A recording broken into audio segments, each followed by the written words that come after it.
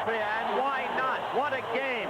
The AFC playoff picture speaks for itself. Buffalo, Cleveland, Oakland, Houston in there.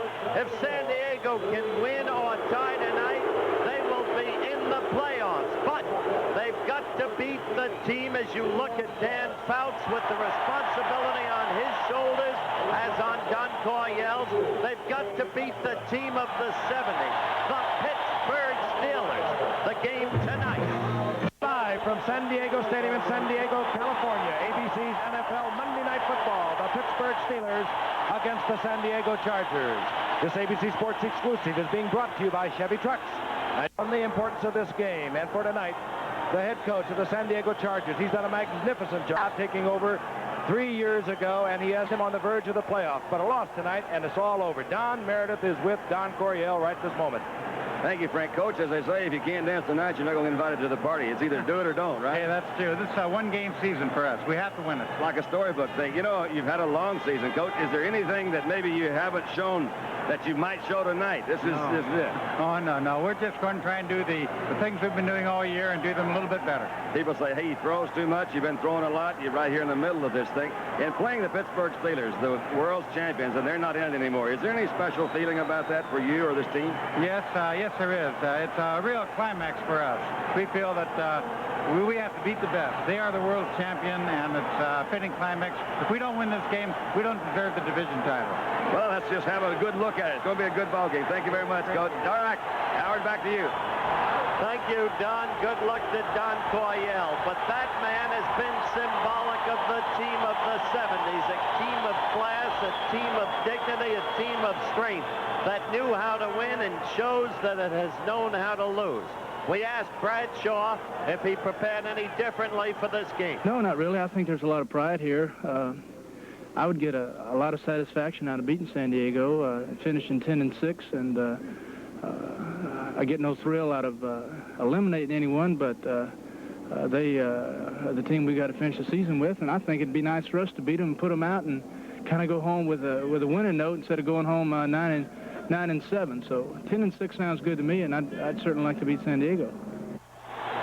And the drama and the importance of this game is being played out because the New England players are watching this game tonight. A Pittsburgh Steelers victory tonight over San Diego, and the New England Patriots would be in the playoff. You look at Rocky Bleier, the fabled story of this man who came into the game in '68. If you saw the movie here on ABC with Rocky a couple of weeks ago, you know he's a very special person. He closed out his season against Kansas City last Sunday, 11-yard touchdown run that kept the Steelers in the playoffs. He is a special kind of a person. This is his final football game of his career, a 12-year career that many said would never happen. The Pittsburgh Steelers have won the toss. Set to kick, Ralph Manushka. And deep, a man the Steelers would like to have had all season long. He's been missing for 12 games, Larry Anderson, with an assortment of injuries. You remember him from the Super Bowl. He was spectacular in the Super Bowl, 162 yards on kickoff returns, and one of the principal reasons the Steelers won their second consecutive Super Bowl championship and their fourth overall. The Steelers, 8 times they have been in the playoffs. They will not be in the playoffs this year. But they are here to prove, as Howard pointed out, they have the pride, they have the poise, and they are not going to roll over for the Chargers. Panerska hits it high. It will be Anderson from the 8-yard line. Anderson tries to break it out over the 25, gets to the 27, taken there by Glenn Edwards. Familiar names for the Steelers. Terry Bradshaw, of course, opening at quarterback. Rocky Bleier, Franco Harris, the two setbacks. Lynn Swan, he too has been battling injuries throughout this season, one wide receiver, but he's had a good year since he's come back from a rib damage. An offensive line that's been shaken with injuries. We'll talk about what has brought the Steelers to this point where they will not reach the playoffs this season later in the course of the game. Bradshaw brings them up, looks them over. A tremendous crowd. They will be on their feet with every play tonight. Handoff. Franco Harris piled up. Line of scrimmage. Maybe gets a half a yard out of it. Let's meet the defensive unit. And they are good. 3 of them, Desjardins, Johnson, and Kelcher, and Leroy Jones, they have contributed mightily to the number of sacks. They have had 58. Woody Lowe is all over the field at his weak linebacking position. A secondary headed by a hard-hitting Mike Fuller and a tremendous cornerback, number 29, Mike Williams. Second down and about 9.5 to go. Swan out to the right. The handoff goes to Rocky Blyer. Blyer up close to the 30-yard line. Dump there. It's out close to the 31-yard line. Woody Lowe closing down to make the stop. It'll be third down and 5. So much on the line. We'll remind you again of the San Diego Chargers. They began their season in the heat of August. And tonight, if they cannot beat the Pittsburgh Steelers, that season is over, flat out. If they can win, they are the Western Division champions of the AFC. If they lose, forget it. They're out, and New England is in, and Oakland becomes the Western Division champions of the AFC. Third down, 5. Bradshaw with a lot of time. Theo Bell over midfield, down close to the 43-yard line. First down, Steelers. Theo Bell working there against Willie Buchanan. Gets the Steeler first down on 3rd and 5 to the 43-yard line. We'll look at it again. Bradshaw, Don with a lot of time. That's usually the key, isn't it, Frank? When he's got that much time, he's going to find one of these guys open. Theo's one of the guys that stepped in. I'm sure you've mentioned the injuries, and people are aware of them, but Theo Bell is the guy that done a good job for Pittsburgh this year. 26-yard pickup. Theo Bell split to the left. Lynn Swan goes out right. Randy Grossman is not in there at tight end tonight. He was hurt in practice Friday. Bad back. He's not even here. Benny Cunningham is the tight end. This is Rocky Blyer. And Blyer squirts through a hole and gets down to the 34-yard line. Pickup of 9. It'll be second down and 1. In spite of the fact that you've seen Rocky Blyer already execute 2 effective runs, Rocky says he'll not reconsider. Let's look at it again. This great veteran knows how to pick the hole, how to find it, and then how to get low. Drive. Good drive. Good drive. On right, Bell left. Cunningham, 89 again, the tight end. Quick slip handoff to Franco Harris, and he surges forward, gets the first down inside the 31-yard line. Capacity here at San Diego Stadium, a little over 52,000, and you could not get a ticket for weeks for this one. This is a troubled team. They take this game so seriously because they feel they let themselves down and their city and their fans down. I'll explain what I mean by that later. On 1st and 10. Bradshaw with the play action. Again, the time, but no receiver. Now he comes back across field, hitting Lynn Swan. It will be yardage for the first down, down at the 18-yard line. Willie Buchanan was working against Swan, but he did what all great receivers do. He came back and gave Bradshaw a passing plane. Not much of a play fake, but you see Franco looking for somebody to block. Again, a lot of time. Good adjustment by Lynn. That was not his route at all, obviously. He was down going into the corner. Saw that Terry was in trouble, came back, helped him out. The Steelers took the opening kickoff. They have reeled off 4 minutes of the first quarter. 3 first downs. Not a bad game plan. Keep the ball away from the Chargers offense. This is Franco Harris. Harris, as he does so characteristically, pecks along the line of scrimmage, finds the opening, gets to the 15. Gain of a couple. It'll be second down and 8. There is the great man, the man who was elected by UPI in '72, the coach of his conference, but never has been elected coach of the year. The man who led his team to 4 Super Bowl victories in the decade of the 70s. They mark the ball right at the 15. We'll call it second down and 7. Bradshaw looks over the defense, calling his own plays. Franco Harris, right side, moving over the block of Benny Cunningham, gets down close to the 12-yard line. It'll be third down and 4. Frank, this team has so much class. Its whole organization from top to bottom. And when I said they're a troubled team, they lost 4 games within their division by a total of 10 points. As you look at that sign. They lost to Cincinnati by 1 and by 2 points, to Cleveland by 1, to Houston in that awesome Thursday night game by 6. They want to atone for it all tonight in their own hearts and minds. At the 12-yard line, third down 4. Bradshaw again. Puts all receivers in the pattern. Goes out to Benny Cunningham. Unnecessary flag. Looks like to me this drop down there, but With Did the flag fall? It looked as though one of the officials reached for the flag. He did not. He was thinking. Yeah, I thought he was, too. It was actually fairly close. That was Mike Williams that came over there. Could be a push. He says, wait a minute. He almost went for that flag.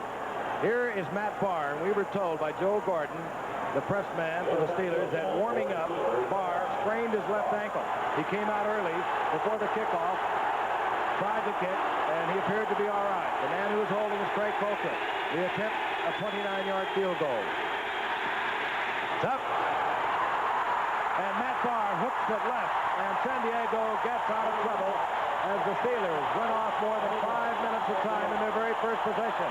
And here is a man who really gets himself into a football game, Don Coryell of the Chargers.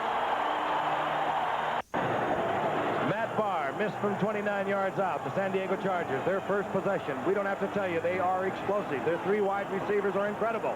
Between them, Jefferson, Winslow, Joyner, they have 26 touchdowns from this man, Dan Fouts, the quarterback, 226 receptions, and nearly 3,500 yards, and that's just for the season. That's not for a decade.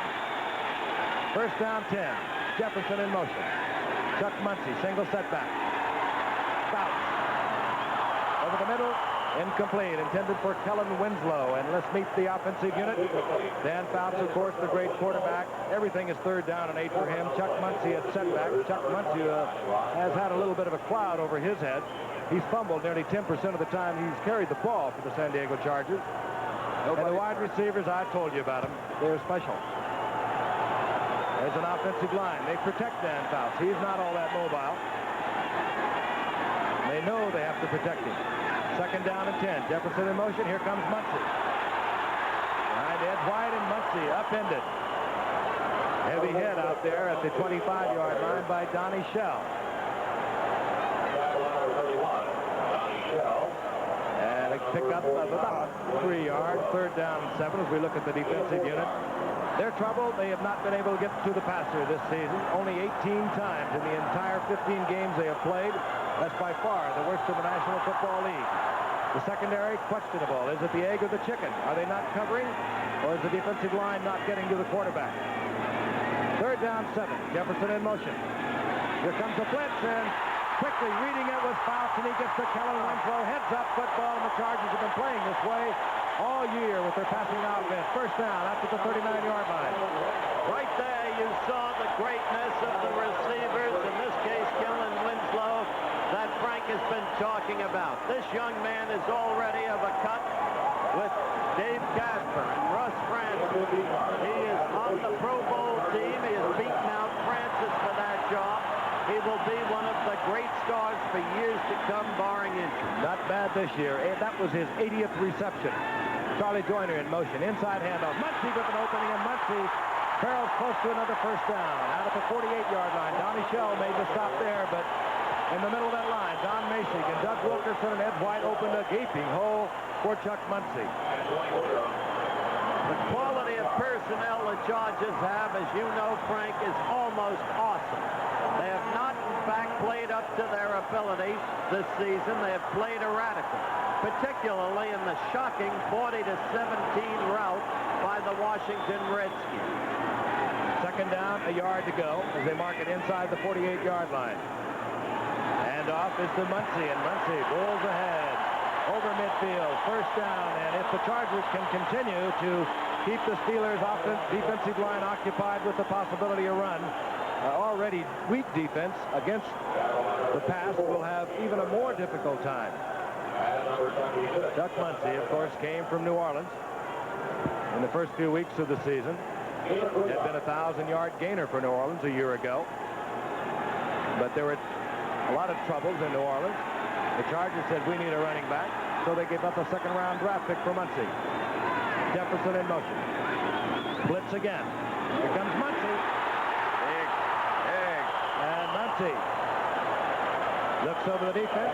It's closed down at the 44-yard line. A gain of 5. It'll be 2nd and 5. Mel Blount made the stop. And again, for the San Diego Chargers, there really is no tomorrow. They must win tonight, or they're not in as a wild card or anything else. Or a tie. if they can tie. Well, we haven't been involved in one of those lately. We've been involved in a couple of overtimes. Remote possibility. The Chargers could have a 5-quarter tie. They would be in as a wild card. Oakland would be in as the Western Division champion of the AFC. 2nd and 5. Bouts again with the kind, hangs it up, and it's almost picked off. Donnie Shell was there. Lambert was also there. Incomplete. Ball was thrown, a soft lob. It had touch, but it was thrown wrong. Spent some time with Dan today, and I asked him, Dan, what do you think is the biggest cause of interceptions? He said, I don't know. I throw a lot of them. His answer was, I thought, pretty good. He said they spend so much time trying to read defenses and get the guys one-on-one that most of his interceptions come when he's going to a secondary receiver. Comes off that first receiver, comes to a guy that was not the intended guy, usually is intercepted. 3rd down 5. Mike Thomas, a good receiver. Number 22 is in for the Chargers. Bouts, get protection, fires, and it is complete. Kellen Winslow battling the Pittsburgh Steelers, but he has the first down before he's driven back to the 40-yard line by Dwayne Woodruff. And I'll tell you about Kellen Winslow. We've talked about Les Francis being all-world. Well, this guy's headed towards all-universe. He's 6'6", 252 pounds, and he runs like a deer. Again, one of the brightest guys on the team. He has the ability to play several positions. He's listed as a tight end. They use him an awful lot as a flanker back, split end. He can play a lot of them. Again, quoting Fouts, he says he's never missed an assignment as far as he knows. Threw right between Woodruff and Ham. Gift, his 81st reception. 1st down and 10. Fouts. Fires. Intended for Jefferson. Jefferson somehow, nope. He did not hold on. He was hammered down there inside the 10-yard line. And here is a man who came in, tied with Kellen Winslow with 79 receptions. They are awesome in the air. Donnie Shell, you see in a short zone, number 31, trying to stay with Jefferson, but back deep. He's going to get some help. The ball was a little bit thrown, a little bit out in front of it. And that was Mike Wagner, number 30 or 23, that came in and broke it up. Jefferson is really an exceptional receiver. They complement each other so well. Joyner working underneath. Jefferson with great speed for depth. And the big Kellen Winslow. 2nd down 10. That's Jefferson in motion. Draw play Muncie. The Steelers defense closes down as Muncie gets to the 35. It'll be 3rd down and 7. Jack Lambert and Donnie Shell defensively there for the Steelers. So far, Fouts has been using 3rd down situations as if he owned them. Frank said earlier, every down with Fouts is 3rd and 8, and that's the way he plays the game. They really are a one running back offense. They either use Muncie or they bring Thomas in. They get those 4 receivers in the patterns an awful lot. 3rd down 7. Jefferson in motion. The ball at the Steelers' 35-yard line. Fouts has to hurry. Beautiful left pass from Muncie. Absolutely perfect.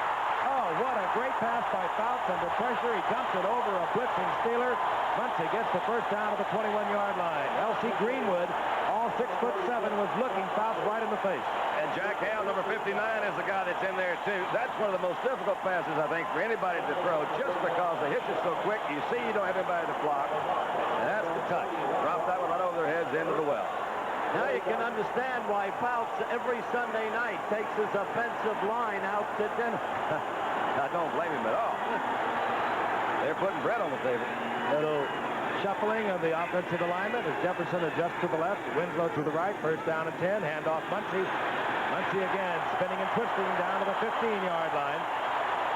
Chuck weighs about 233 pounds. And he's got that fluid sort of stride. His hands are so big. You mentioned the fumble, Frank. He carries the ball, and he has his index finger up on the nose of the football, and he tries to hold it in one hand. If his hands weren't that big, they say maybe he would pay a little bit more attention to it. He thinks he can just hold it with one hand. I'll tell you, snake bit, too. He's fumbled 10 times and 109 carries coming into tonight and didn't recover any of his own. Fumbled 6 times in the last 4 games. On 2nd down 4, Muncie again. Fouts showing confidence, and Muncie as they ease into the Steelers' goal line. It'll be 3rd down, 3 yards to go. 3:30 remaining here in the first quarter. So much on the line for Don Coryell. They were the Western Division champions last year, but they were knocked off early, and surprisingly so by an injured Houston Oilers team. Don Coryell, in 21 years of coaching, he's only had one losing season. That's pro and college. He believes in the air route. Out back. What almost a spectacular catch by Greg McCrary, but it's incomplete. It will be 4th down, and out will come Ralph Bernushka for the field goal attempt. Now you can look back and remember how important it was for Pittsburgh to have scored on its initial drive. And Barr missed an easy field goal. Bernushki is not likely to. Bernushka, 20 of 32 on the year. So anything can happen. Mike Fuller holds. Ralph Peretta is the center. 33-yard attempt. Chip shot on its way, and the crowd will tell you that San Diego is first on the scoreboard. Ralph Bernushka with his 21st field goal of the year. And the crowd, a capacity crowd, has won. Rise to their feet. We'll be back.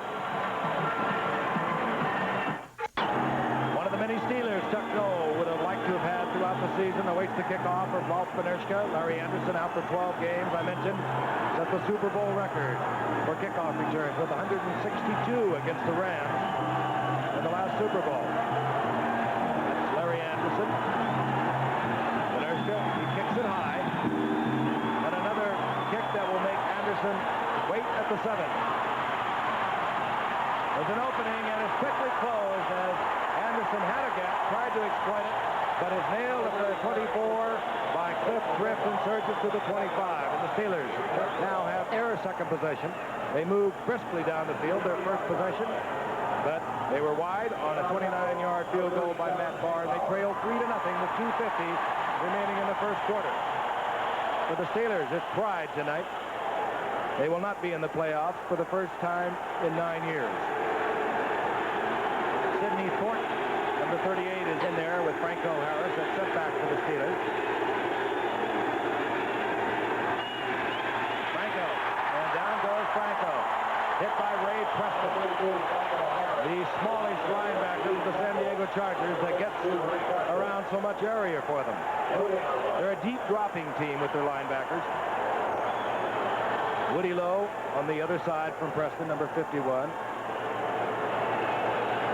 You know who that is? That's Willie Starch.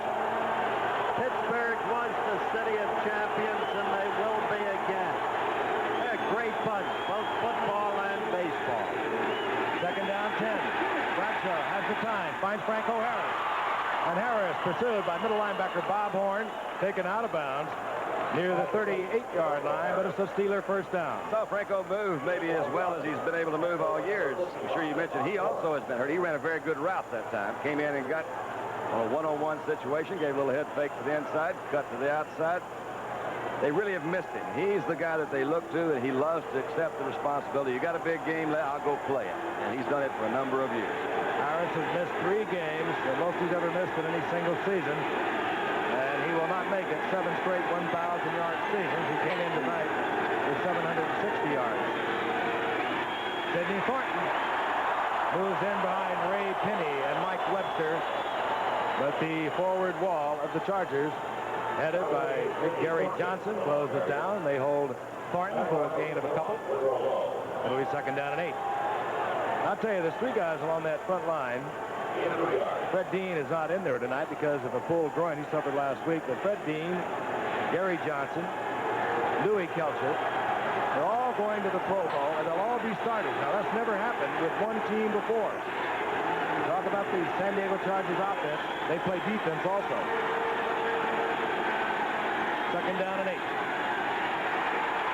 Sidney Thornton hit first by Willie Buchanan. He turns it into the inside. They nail him at the line of scrimmage as Bob Horn teams up beautifully with Billy Buchanan. Fred Dean is a remarkable story since you mentioned him. He lost a 5-day-old baby daughter this past Wednesday.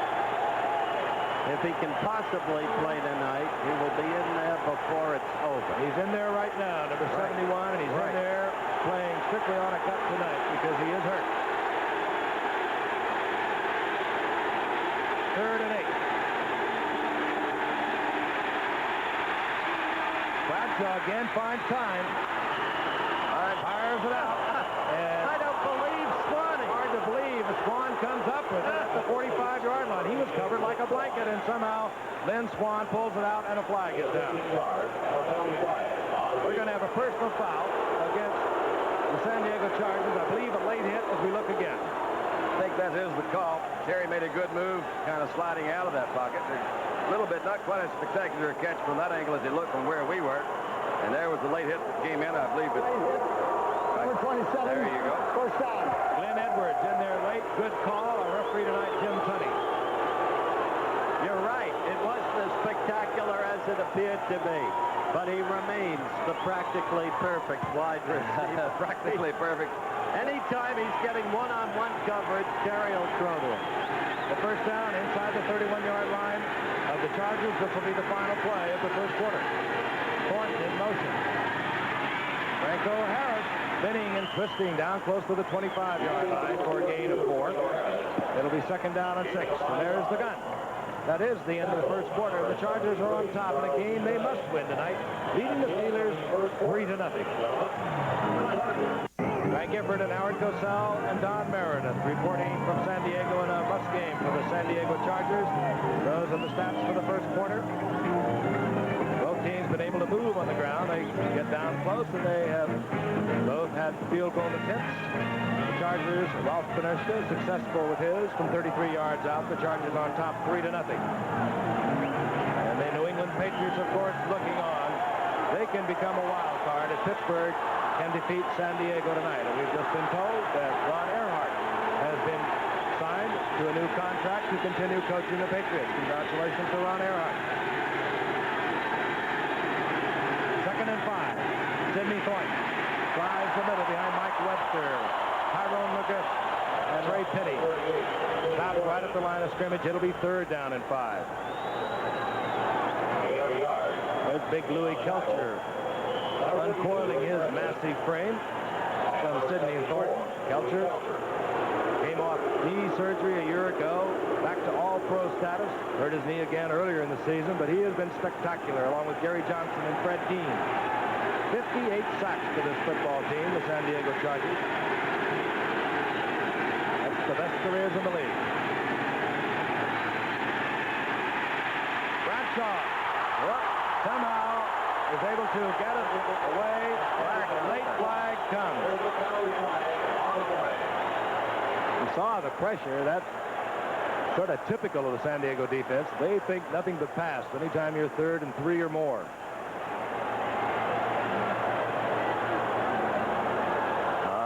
will work against the Chargers.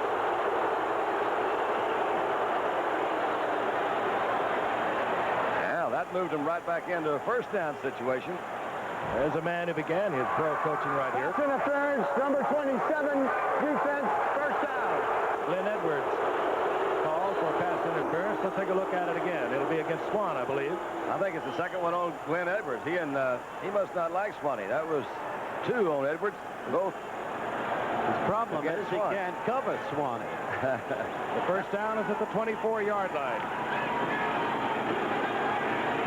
Setbacks again for the Steelers. 20 is Rocky Bleier. 32 is Franco Harris. Swan went out to the right. Top of your screen is Lynn Swan. To Franco Harris. Big man just puts his head down and bowls close to the 21-yard line. Pick up of a couple. It'll be 2nd down and 8. Mike Williams moved up there defensively from his cornerback spot for the Chargers. Pretty good record on Monday night, right? Meantime, an important series for the Steelers. Having failed once, missing an easy field goal, they've got to get back. They've got to capitalize. They can't keep losing from their point of view opportunity. 2nd down 8. We're in the second quarter. The Chargers lead in this must game for them, 3-0 over the Pittsburgh Steelers. A quick flip to Franco Harris. A little too much of a lead. Franco wasn't ready. It'll be 3rd down and 8. little too much of a lead and a little bit the trajectory was too straight. If you leave it up a little higher, the receiver has a little bit better chance of adjusting. You're a little bit off. But Terry knows all that. Just made a slight mistake. Sidney Thornton back in. 3rd down and 8.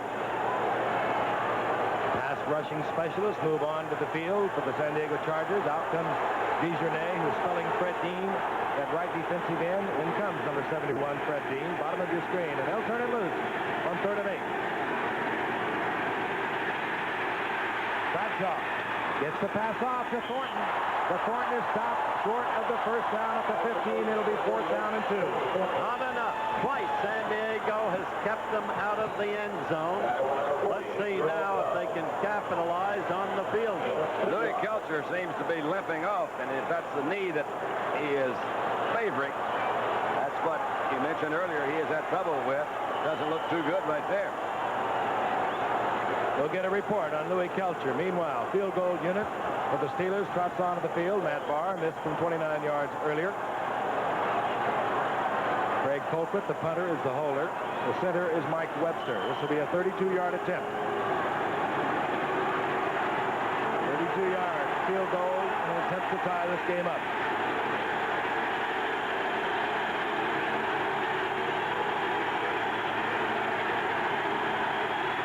High snap. Colquitt gets it down. Barr puts it to the uprights, and we have a tie football game from San Diego, California. Tied at 3. We'll be back in just a moment. Louis Kelcher struggled off the play before the field goal. We were concerned about his history of knees, but apparently just the wind knocked out of him. We'll probably see Louis Kelcher in the next defensive series for San Diego. Matt Barr has it teed up deep for San Diego. Number 26 is Bernard Jackson, picked up from Denver earlier this year. He's back there with a great special teams player, number 37, Hank Bauer. This is Bernard Jackson. He bobbles the ball and has a hard time getting the handle. And Bernard Jackson stacked up inside the 12-yard line. So San Diego starts in deep trouble. That one hit old Bernard in a bad place. Got him in the hands or the chest. Either one of those are dangerous. Boy, you hate to see that. That's maybe the nervousness of this kind of game. I must say it's an intense game. Yeah. There is so much on the line. You could just kind of cut the air around here with a knife before this game as you watch these teams warm up. The Chargers flip-flop. Winslow 80, Jefferson 83. 1st and 10. Bouts doesn't care where he is. Over the middle to Winslow, and he almost holds on. Mike Wagner defensively was there, number 23. Ed Johnson was with him too, and he is throwing that ball right down the middle. That's really kind of wild. There you see, and it was in there. Came down, hit on the top of Wagner's shoulder pad, and knocked it out of his hands. He had it there for a while. Story is that this may be Wagner's last game, and he may retire. I hope not. He's still got some good effort in it. 2nd down, 10. Up your motion man, Charlie Joyner. This is Muncy. Out in front is Ed White. Flag is down as Muncy hurdles out to about the 19-yard line. A gain of 8, but again a flag is down. Jack Lambert defensively there for Pittsburgh along with Mike Wagner. Illegal motion working against San Diego. Nullifying that 8-yard pickup. I tell you, Don, that Muncy's a horse. Yeah, he is. I think people have respected his ability for a long time. He's had a little difficulty in fitting in with several situations. So you just kind of talk about somebody being loose. They say he's loose. I've got a message for you, Frank. I was with Swede Sparry. Offensive right guard, number 67, 5 yards, still 2nd down. I was with Swede Sparry, your old teammate, before the game. He said, tell the Giffer, if I don't get a chance to see him before the game, that it's not the same, not the way it used to be when he and I were teammates. What does he mean? Well, he just understates it. 2nd down, 16. Ball now all the way back to the 7-yard line of the San Diego Chargers. Game tied at 3. Muncy single set back, and Fouts will go to the edge.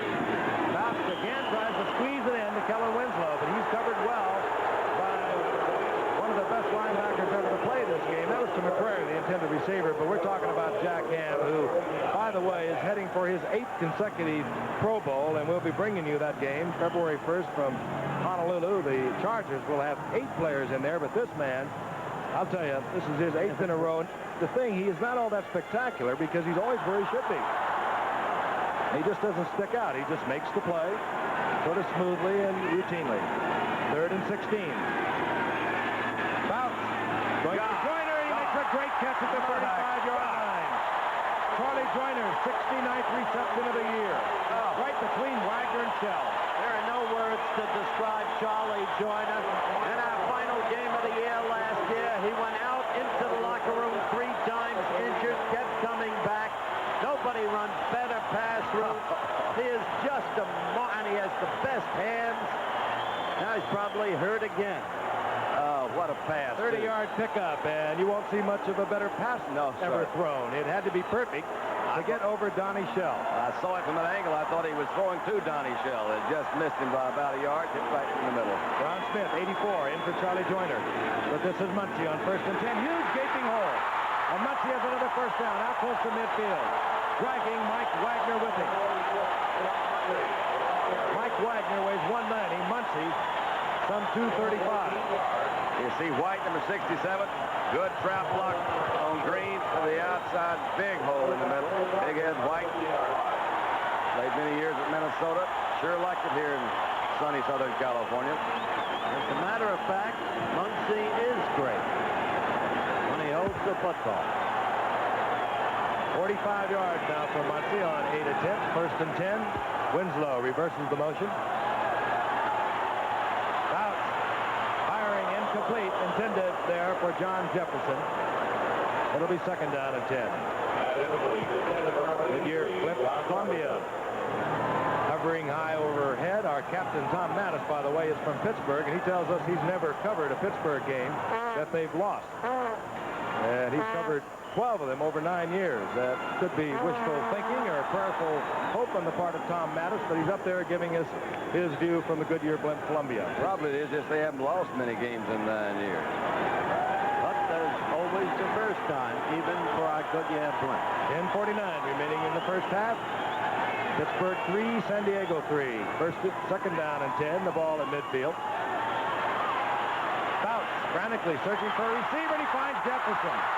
And Jefferson, first down, 35-yard line, and Bout was a magician on that. He looked everywhere until he had to whip it to Jefferson. He had Lambert and Ham both sitting there shaking their heads, saying, how in the world are we missing? He's pretty well covered.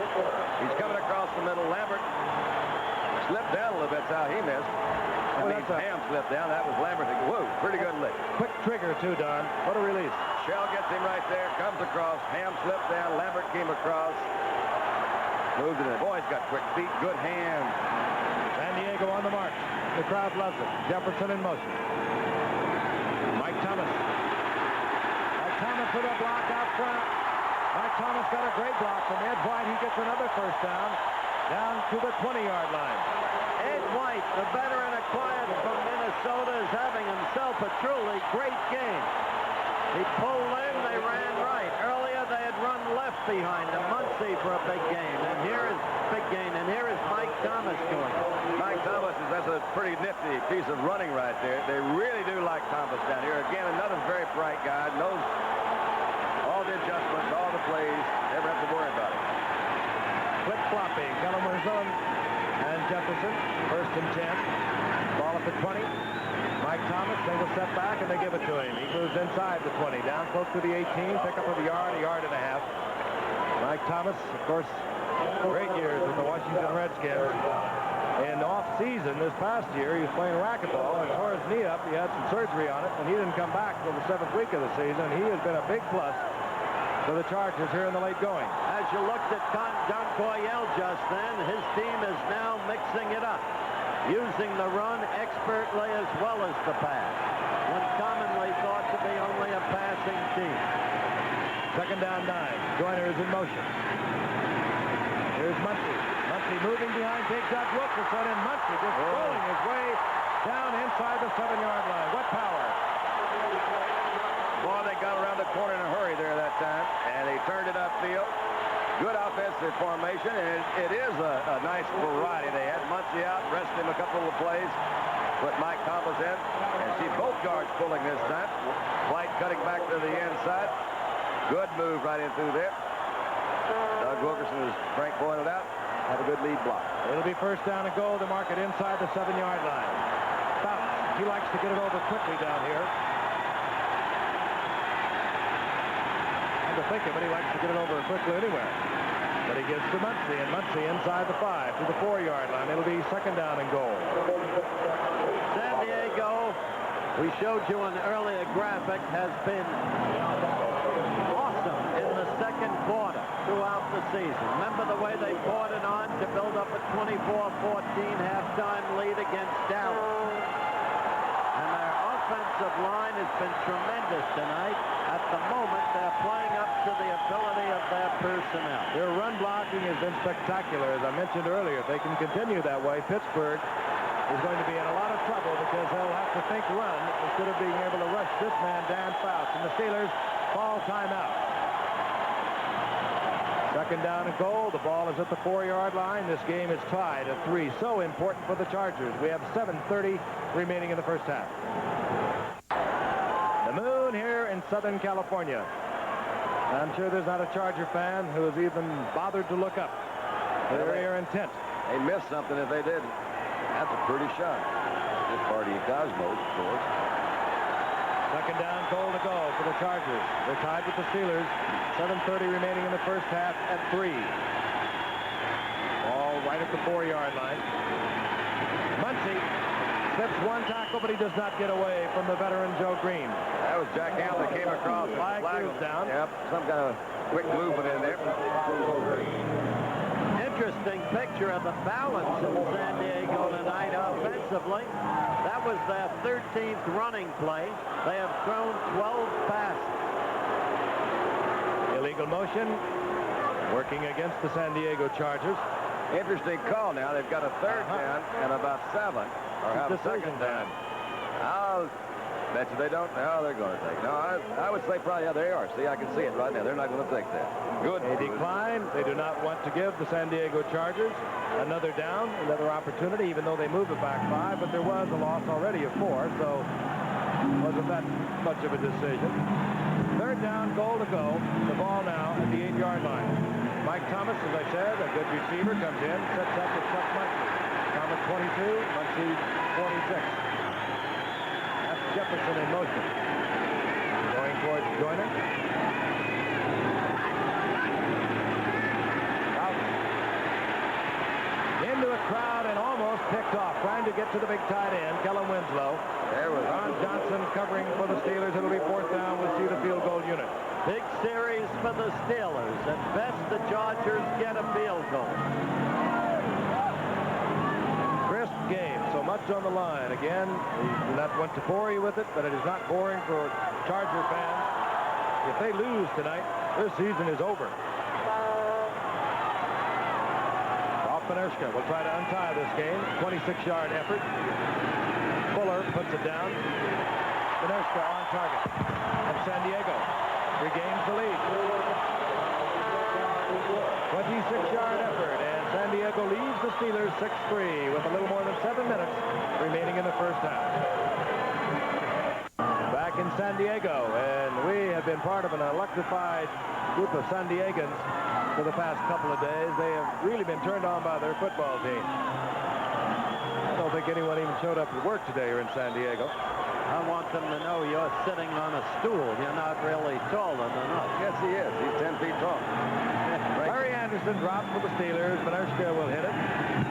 This time it does not get the height that Benershka usually has. And it bounds into the arms of Anderson. And Anderson, he's so good at finding that gap. And Anderson gets out to the 45-yard line. The Steelers will have good field position. Stop made by Jerome Dove of the Chargers. That's an evidence of why they missed Anderson so much. Out for almost the whole year. Yeah, they have had so many injuries over the course of the year. Bradshaw, thumb, neck, ribs. Franco Harris missed 3 games. Stallworth has missed 12 games. Smith has been out for 3 games, another excellent wide receiver.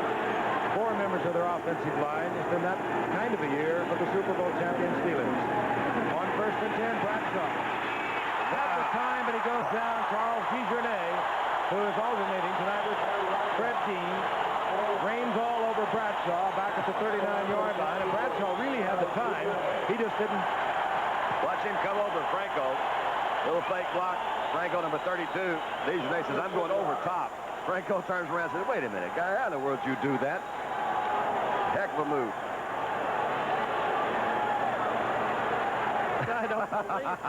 That's the tight end, McCrary. I have never seen that. His thrill this year was a remarkable catch when he was totally covered in the Washington game. Made a catch for a touchdown. There was a loss of 6, a second down 16. The Steelers had the ball at their own 39-yard line.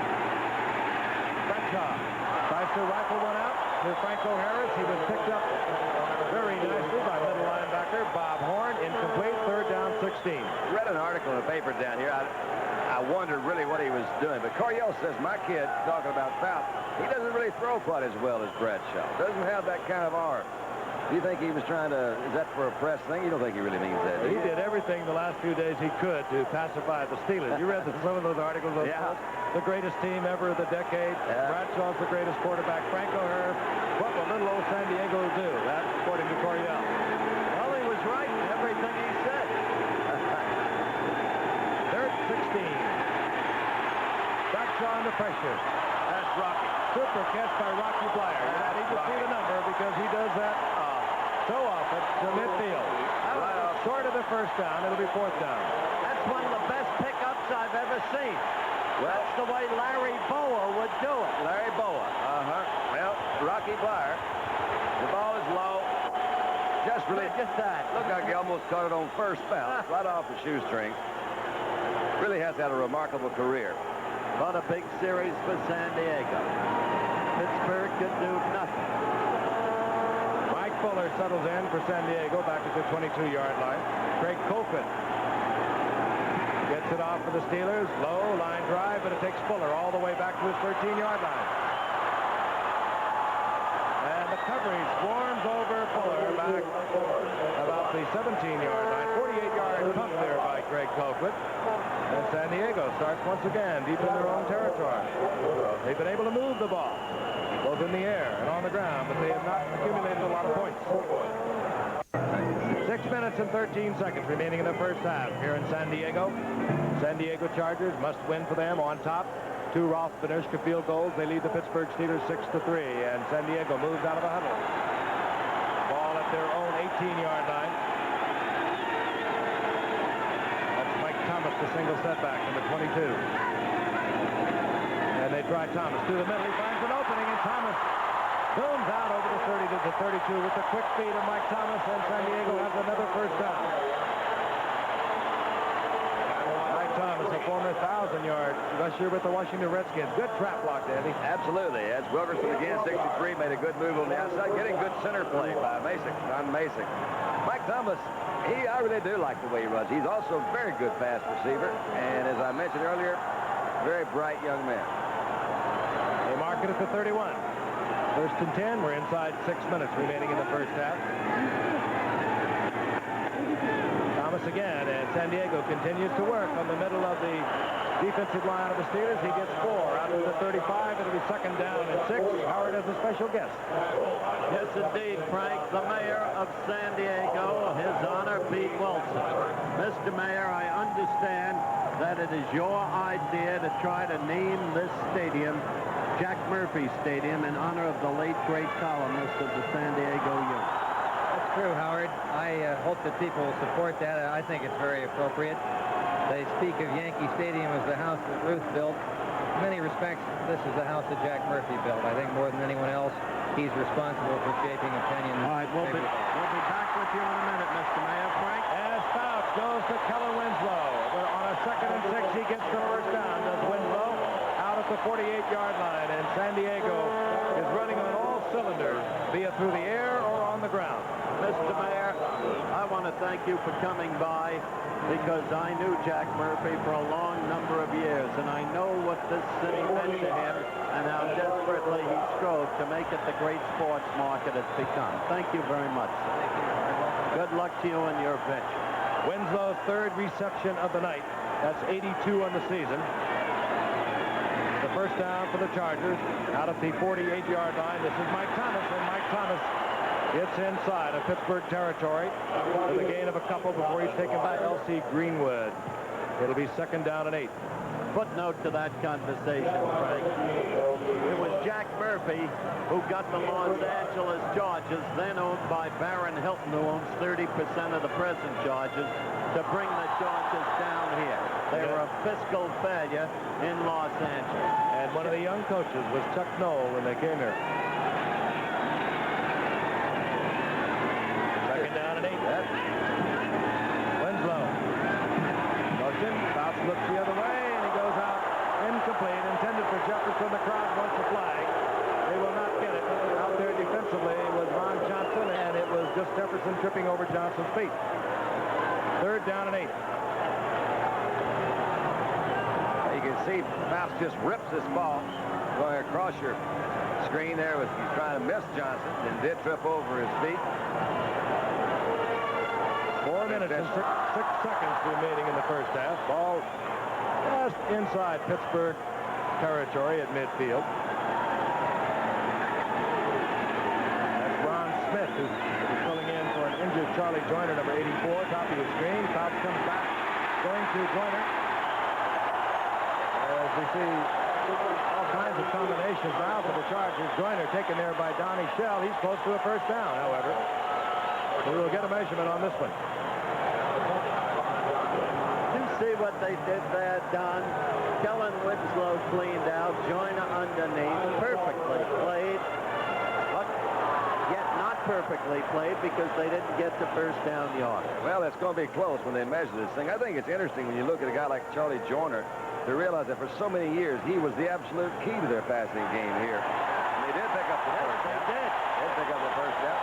Charlie Joyner gets the first down. I'd like to say that Charlie Joyner of the Chargers is the San Diego Charger NFL Man of the Year. That's sponsored by one of these breweries, of course. There are other national finalists. Charlie Joyner is one of them. Harold Carmichael, the Eagles. Earl Campbell of the Oilers. Rich Monty of the Saints. Mike Pruitt of the Bears.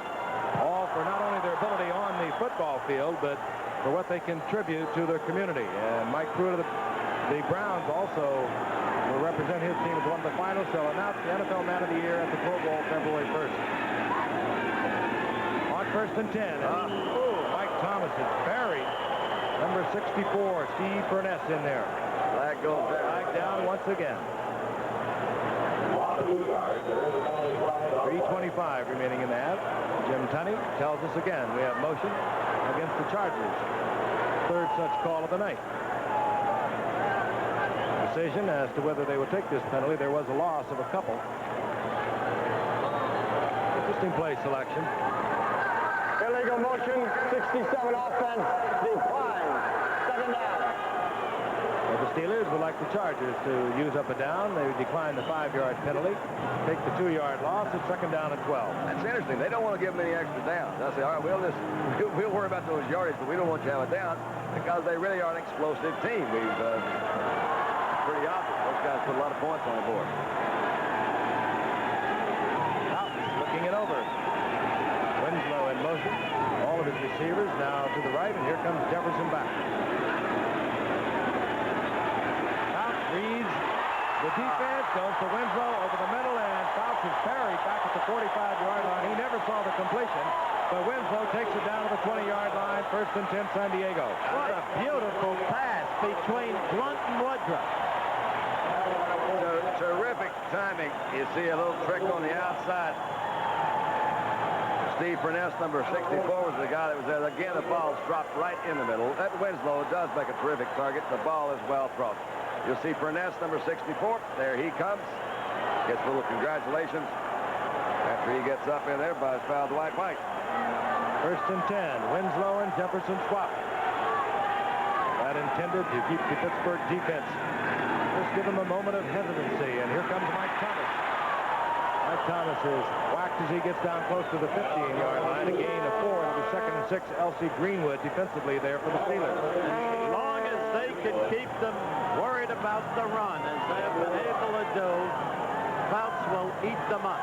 Because without the old steal of pass rush, you just don't get the individual coverage from Blunt and Shell that they used to be able to give. They remain great hitters, but in coverage, they're frankly deficient at this stage of their career. And San Diego will be content to let the time expire leading up to the 2-minute warning. Dan Fouts is already headed to the bench. Chargers have their complement of 3 timeouts. We'll be back in a moment. And we hope you are enjoying this game as much as we are. Frank Gibbs along with Howard Cosell, Don Meredith, our Monday night technicians who have been bringing you the games throughout the season. Wish you a very happy holiday. Dan Fouts is trying to bring one to San Diego, and to do so, he must win tonight. If the Chargers lose, again, they will be out of the playoffs, their season over. And New England, looking on tonight, will move into the playoffs as a wild card. Oakland will become the Western Division champions of the AFC West. That is what's on the line tonight. Everything for San Diego. And they lead at the moment 6-3. 2nd down and 6. Ball up the 16-yard line. Over the middle, and again it's complete to the big one, Kellen Winslow. Winslow gets the first down. That's his 5th reception of the night, and he will be the National Football League top receiver for the year. He has passed running back Earl Cooper of the San Francisco 49ers. Quick toss over the middle, coming into the inside. Not bad coverage. That's your man Wagner that's right there on him. He hit him pretty good lick coming across the middle, but got there a step late. First down, goal to go. The ball at the 9-yard line. 1:25 and the clock is moving, remaining in the half. Mike Thomas. Got a quick flip by Jack Lambert, but Mike Thomas gets back to the line of scrimmage. No one reads it so much as this man, Jack Lambert. Again, another Pro Bowl year for Lambert. His 6th year. He's been there every year, but his 1st year, he'll be in Hawaii February 1st. But he's not big. He's just quick and absolutely determined in every effort he puts out on the field. It was a big loss when he hurt his knee and moved out of that middle. That caused a lot of problems for that defense. There was a loss of about a half yard, so a 2nd down, goal to go. Fouts throws it out of the ballpark. Tried to go to Thomas. He saw L.C. Greenwood out there with Thomas, so he just lofted it out of the end zone. It'll be 3rd down, goal to go. The ball just inside the 10. He was under great pressure. He did exactly the right thing. If San Diego can score a touchdown on this series, they could assume a score command of the game that would be in proportion to the way they've dominated this game with their offense. If they don't, Pittsburgh stays very much alive. This is a critical down. They have moved the ball a long way. And San Diego has had the ball much of this entire 2nd period. No question. That's Jefferson in motion on 3rd down and goal. Mike Thomas behind Doug Wilkinson, and Thomas tries to cut back in. Interesting call for a passing team, wasn't it? Yeah, really was.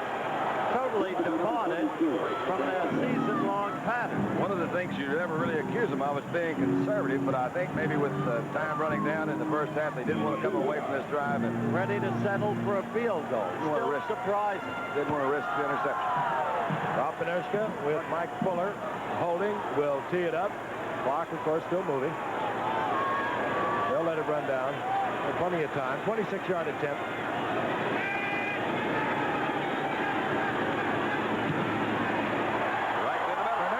Drills it through. And his 3rd field goal effort of the night is successful. But still a surprising call. They could have thrown the pass for the TD effort and still kicked the field goal. 2 seconds remaining in the 1st half, and we'll be back in a moment. We're not in the late innings of a very important baseball game. It's a very key game for the San Diego Chargers. And they lead 9-3. There's Larry Anderson, settles in. We doubt if Benerska will kick it deep. He probably put some kind of a spin on it. Only 2 seconds remaining in the half. There it is.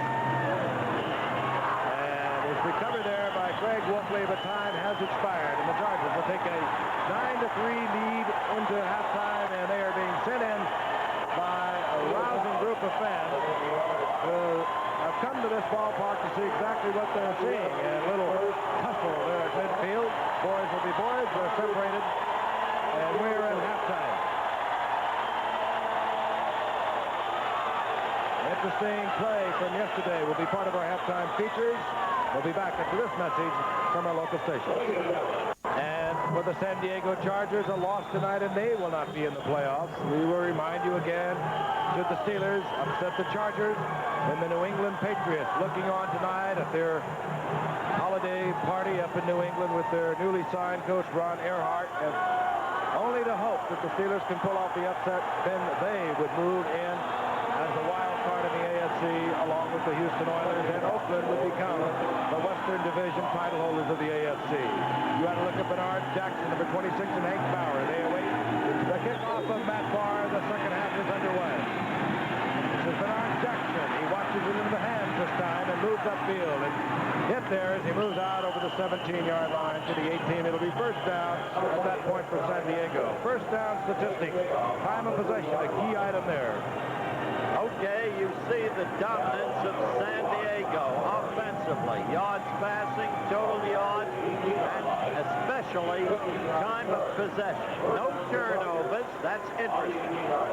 But San Diego dominating. Up to the line of scrimmage at the 18-yard line comes Dan Fouts. Single setback is Muncie. Wide receivers, Jefferson 83. Joyner 18, the tight end, Kellen Winslow having a big night. Fouts has a man wide open. It's Winslow, and he can run. The big man can motor. Winslow, who got involved in his own defense. They did not have the deep man back, and Winslow ambles all the way down to the 23-yard line.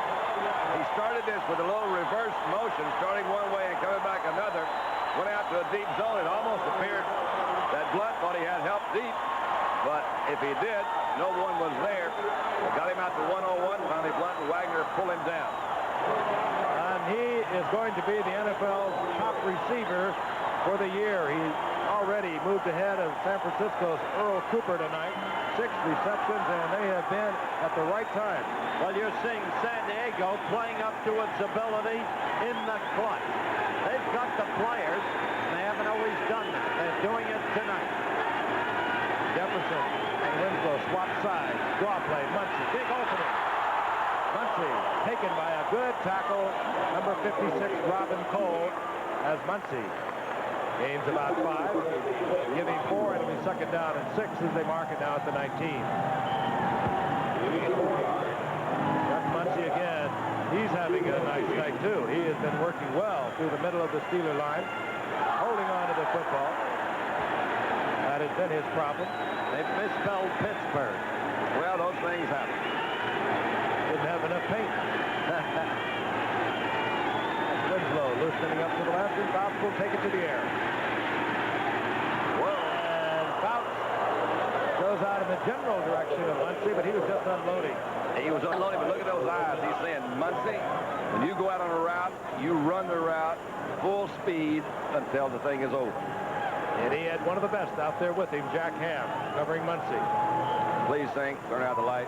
I've already done that. I did that once this year down in Houston. I knew it was over. Talking about Pittsburgh, you know, Pittsburgh, Texas, a little closer. Still down there at Mount Vernon. They're 3A champs this year. Pittsburgh, Really? Texas. Yeah. Good team. Third down, 6. Mike Thomas and Muncie behind Dan Fouts. Fouts. And yes, it is John Jefferson. Ron Johnson saying no, but Ron Johnson hit Jefferson, forcing it out of bounds. He was in the arms of the defender. He did not have to come down with both feet in bounds. Don't know if I have ever seen a receiver who has the kind of hands that this guy has. He's made catches all year. Now, that is unreal. He is in bounds, being pushed out of bounds by the defender, which, of course, would make that a reception. He was in bounds when he caught it. So when he goes up for the ball, he's about 6'6". Just unbelievable. He just stretches and stretches. First down, goal to go. Muncie powering as the flag goes down, usually indicating a holding call against the offense. Muncie got a yard and a half of it. It has dropped there at that same yard line 3 times tonight when San Diego has been down there. They must have got him a biggie this time. No, even that will not bring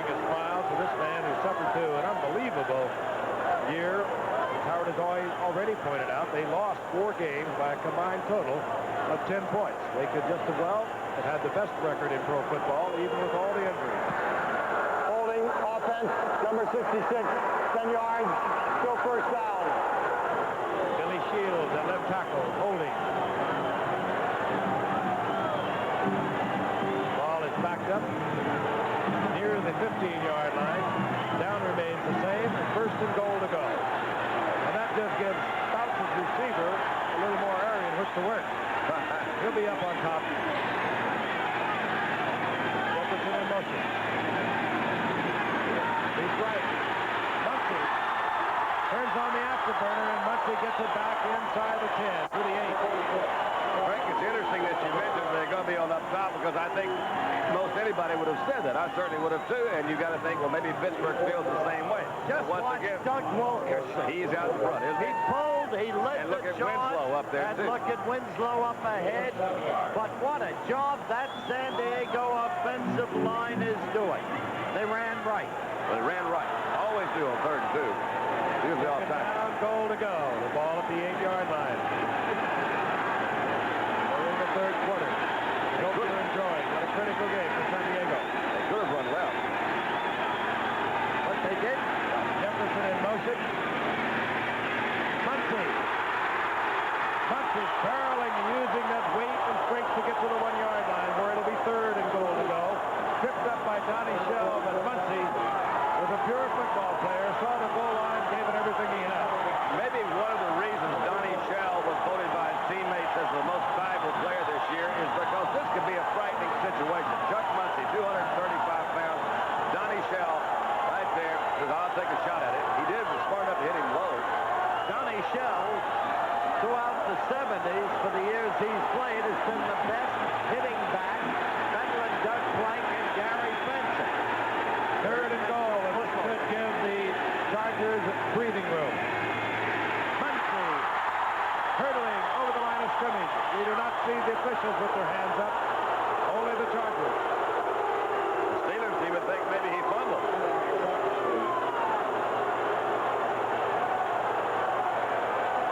No, they will mark it short of the goal line. Well, don't you think you got to go now, don't you guys? Gotta go for it. Sure you got to That go. way they can take command of the game. There's no way. That's a happy-looking fella.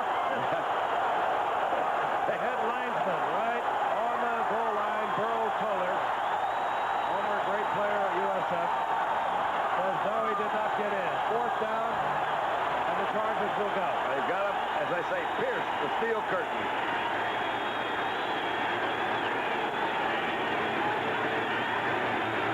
Now, this time, no question.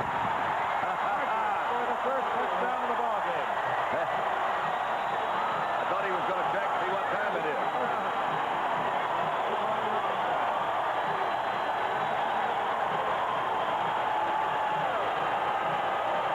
There he is again.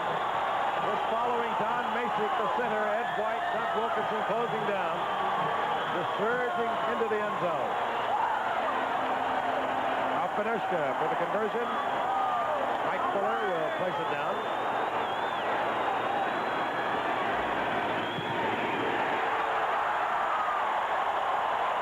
And the Chargers will move out with a much more comfortable lead as they score the first touchdown of this football game. We'll be back in a while. San Diego in a moment. This crowd, Frank, is like the crowd in Houston, Texas. They've got their own fight song now. They wave their gold banners, and it's about as much as you can get in professional football in the way of excitement, stimulation. Ralph Panuska, the kickoff. Harry Anderson from his 4-yard line. And Anderson again with a nifty return out to the 35-yard line. And let's take a look at 6'1" John Jefferson, who looks a lot like Carmichael at times. That's the man who made it possible with that great catch when he was pushed out of bounds. But those hands were upraised, and as Frank said, he appeared to be 6 feet 6 inches tall. Dallas, Texas boy, and when Bobby Hayes was playing for the Cowboys, John Jefferson was a smaller kid in that area. He loves, boy, I want to grow up and be able to catch the ball like Bobby Hayes. He's done it. That broke one of Bobby Hayes' records. His 3,000-yard season. Here's Franco Harris. Breaks the tackle of Harris out over the 40 to the 42. Gain of 7. It'll be 2nd and 3. And here's the man that finally just took it in on his own. You love to see a guy like Phelps do well because he's really and truly one of the nicest guys you're going to meet. A lovely wife, Julie, a couple of kids, Dominic and Susie. You love to see those guys do well. And he's well, you're good old country boys at heart, and man, can he throw that ball. Each like Roberto Duran before the battle. No mas. But 2 pizzas last night. 2nd down 3. Had a cheeseburger for lunch today. I love it. Steelers trying to get back into the game. Bradshaw with the time, wide open, Theo Bell. Theo Bell inside the 30. They'll mark it near the 27. Jerome Dove made the stop, but again, Bradshaw, with a lot of time, was finally able to pick out Bell. You think there's any quit in this team, forget it. Look at the ground level here, Don. It seems as if they really haven't had the ball that much. They have moved it. He didn't really did a turnaround.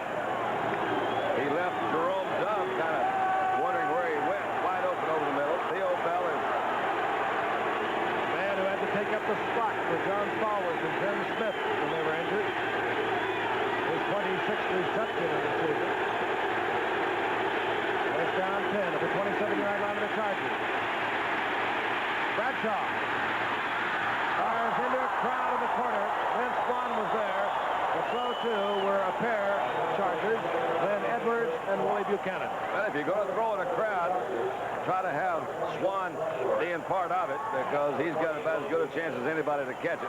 He was pretty well covered. It's not one of those things you throw to the open receiver. He didn't have one. That's what Swanee's been facing all night, double coverage. Yep. That's why Jerry went to Theo Bell on the prior down.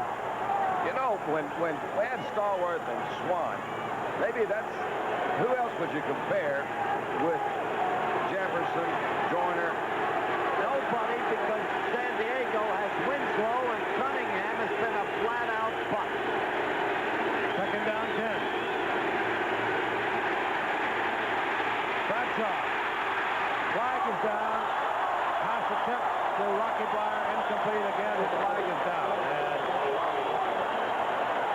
holding is going to go against the Steelers. And Bradshaw is limping. It appeared to me that Charlie Desjardins fell across Bradshaw's foot.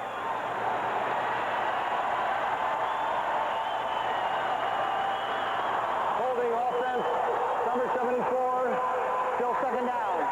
2nd down and 20, the ball up to 37. I want to remind you, tomorrow on World News Tonight, Nobel Prize winner, Soviet dissident, Andrei Sakharov, is secretly interviewed in Russia. Now, that'll be tomorrow night on World News Tonight here on ABC. And, by the way, tonight, stay tuned for ABC News Nightline following your local news. That's the first Pittsburgh penalty of the game. It moves into their own 37, 2nd down and 20. Franco. Again, lots of time going deep. Theo Bell comes down with it at the 1-yard line. He dropped that one in the bucket, too. Terry does. He doesn't have a good arm. You know what surprises me? They have been throwing basically Pittsburgh deep pattern. As we watch this, it's another deep pattern. Theismann of Washington cut them up with the dump-off pass all day, and San Diego never adjusted. But Pittsburgh has not done that. This one worked. Well, it did.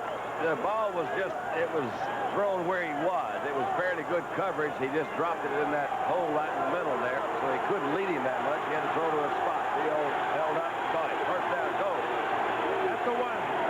Sidney Thornton is in there with Franco Harris. This will be Thornton. And Thornton nailed by Woody Lowe. There might even be a little bit of a loss there, and Chuck Noll doesn't like it. I don't think he liked the way Thornton moved into that line. It was one of your basic tiptoes.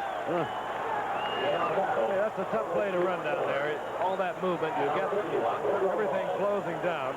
Especially when you're going against the Kelcher group. There was a loss of a yard. It'll be second and goal. The ball now at the 2-yard line. But remember this, the great ones die hard. And this has been such a great, great team.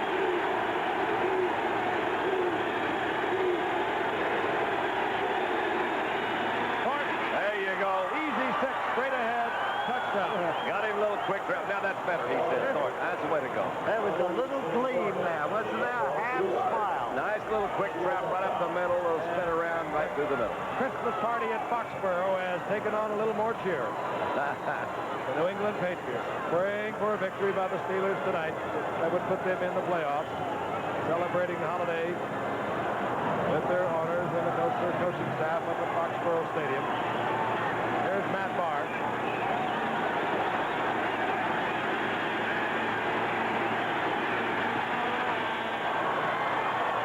And the Steelers come rumbling right back. Faced with a 10-yard penalty, Bradshaw calmly banged one in to Theo Bell, and they got it in. And Bradshaw is being administered to by the training staff on the sideline. The Pittsburgh Steelers with nothing on the line, but hopefully, because San Diego has been fog-bound for a few days, they have nothing on the line but a trip back home. And that guy's going to be lucky if he finds home. Well, he got here. This ain't home. He might not think he's here. Matt Barr will kick off. Bernard Jackson deep. And the Steelers have brought it to within 6. Bernard Jackson from the 1-yard line. And Jackson taken there at the 25-yard line. Larry Anderson down there. And they're marching close to the 31, and out comes the Chargers offensive unit. We've said over and over they have been able to move the ball fairly much at will, both on the ground and in the air. But they still only lead by 6 points. And they must win tonight or they are out of it. Look at the balance of that offense of San Diego. Now if Pittsburgh is to have its shot, having missed an early chippy field goal, they've got to defense, and they haven't been able to do it so far. Winslow loosens up, and Fouts drops. Fouts tried to throw it into Jefferson. He had a bunch of Steelers around him, almost picked off by Donnie Shell. That was really an interesting graphic we just saw, because you had it broken down into first, second, and third downs, what their choice of play selection is. Of course, you have to consider that down in distance sometimes when you're doing that. But this year they have not balanced that run out nearly. San Diego has not been a good second-half team, which was why their initial drive was so important. They changed the pattern. Second down, 10. Winslow again adjusts. You'll see Jefferson go left now.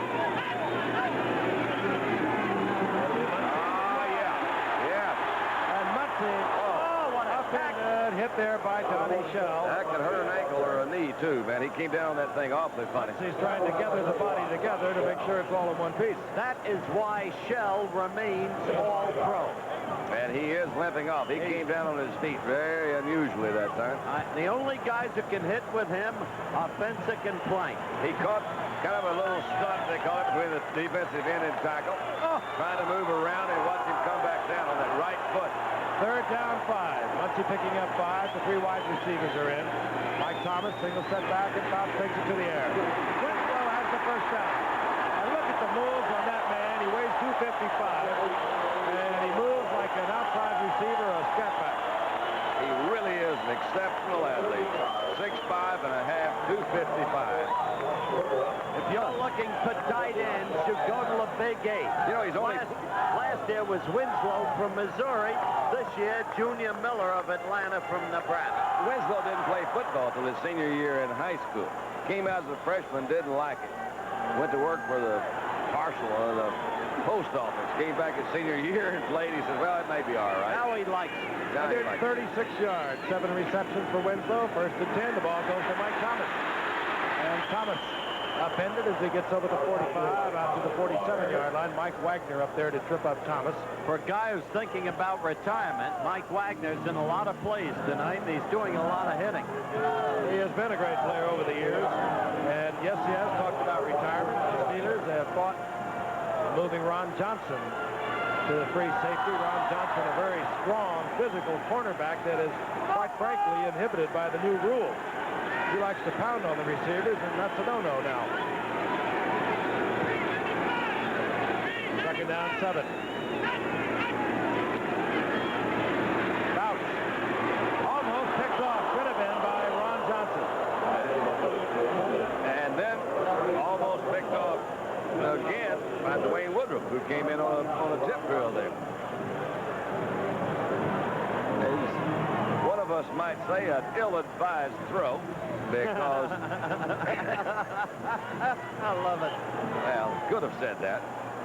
Johnson had him covered pretty well. He threw into like a little zone area over there. They had the areas covered.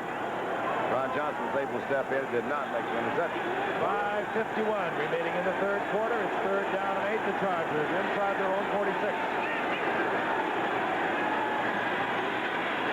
Fouts.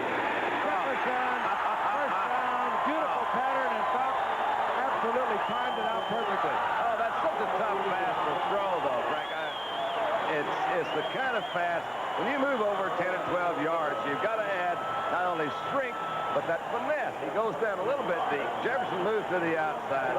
You see a kind of a close in by Woodruff again, but the ball's right on the money. Good route by Jefferson. Double coverage. They had Ron Johnson in front of him, Woodruff behind him, and Fouts just laid it in beautifully. Was that a third down? Yep. That was a third down. He has used third down tonight like it's first down. It's unbelievable. 37-yard line of the Steelers. The Chargers ahead by a flimsy 6. Muncie. And Muncie playing like a man possessed tonight. He could be. Oh, he pulled into Mike Wagner. Just rolled him over. Well, he started off with Greenwood. L.C. Greenwood came in there, number 1. Oh, Hollywood Spats, as they call him, with his gold shoes. Ran right. Ran right. Gain of 6. It'll be second down and 4. The ball inside the 31-yard line of the Steelers. Ran right. Out to the left goes Jefferson. Joyner now flips to the right. Fouts wants it all to Jefferson. Well, he's good. He's that good. Double coverage again back there. Fouts laid it to the back of the end zone, thinking that Jefferson might get it, but I don't think he ran the pattern from Fouts. I think, you see, Wagner's the one that messed it up. The wrong way. I don't know where he threw that. He is wide open. There's nobody there, but then it releases the ball sometime. There had to be a mix-up somewhere between. John knew was out of the end zone, so otherwise he could have caught it. Now, Wagner ran the right route. Jefferson didn't. Third down, 4.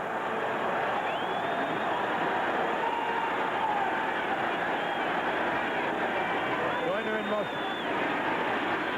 Fouts. Joyner. First down. Hey, that's one of those really pretty routes where you can throw to the guy in motion. At the 17-yard line. He came in motion across the line of scrimmage. All right, watch. There's Joyner off the side, number 18. He had built up a little jump. He timed it right, had the speed going, so it's like a running start. No way for Donnie Shell to get there. He got a bit of a screen, too, from Jefferson.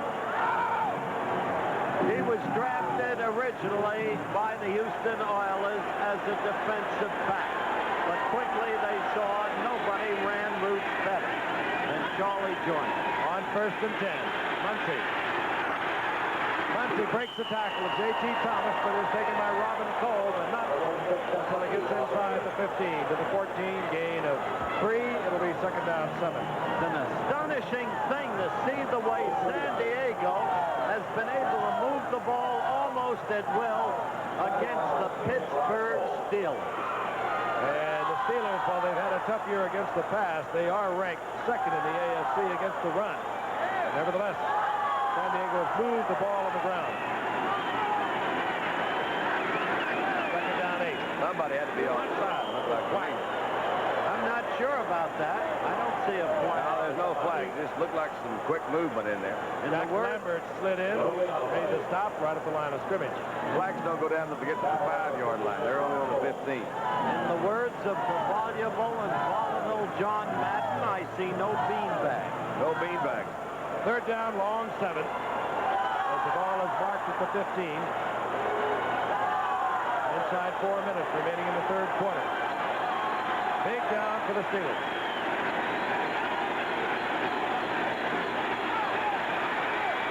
It'll be fourth down. As Fouts tried to time it out with Jefferson. Jefferson was running head-and-head with Ron Johnson, couldn't get back to the outside. Boy, is this a big field goal. Oh. Ralph Benerska struts out. Has hit 3 already tonight. Another 2 for Benerska.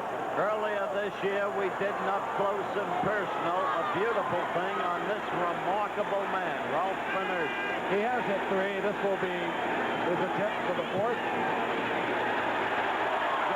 Spiraling around, and Benerska puts it through from 33 yards out. And puts it beyond a touchdown and a conversion. We'll be back at San Diego Stadium in a moment. We're back, San Diego Stadium. Bitterly fought football game. San Diego with everything on the line. Pittsburgh, again, with just that long trip home. This season is over after tonight. We saw Larry Anderson, the Steelers, at the 5. Benerska will kick off.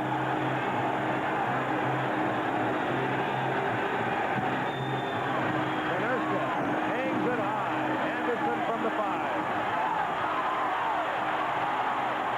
And this time, Anderson taking it to 25-yard line. Hank Bauer, number 37, down there quickly for San Diego, as he so often gets down there.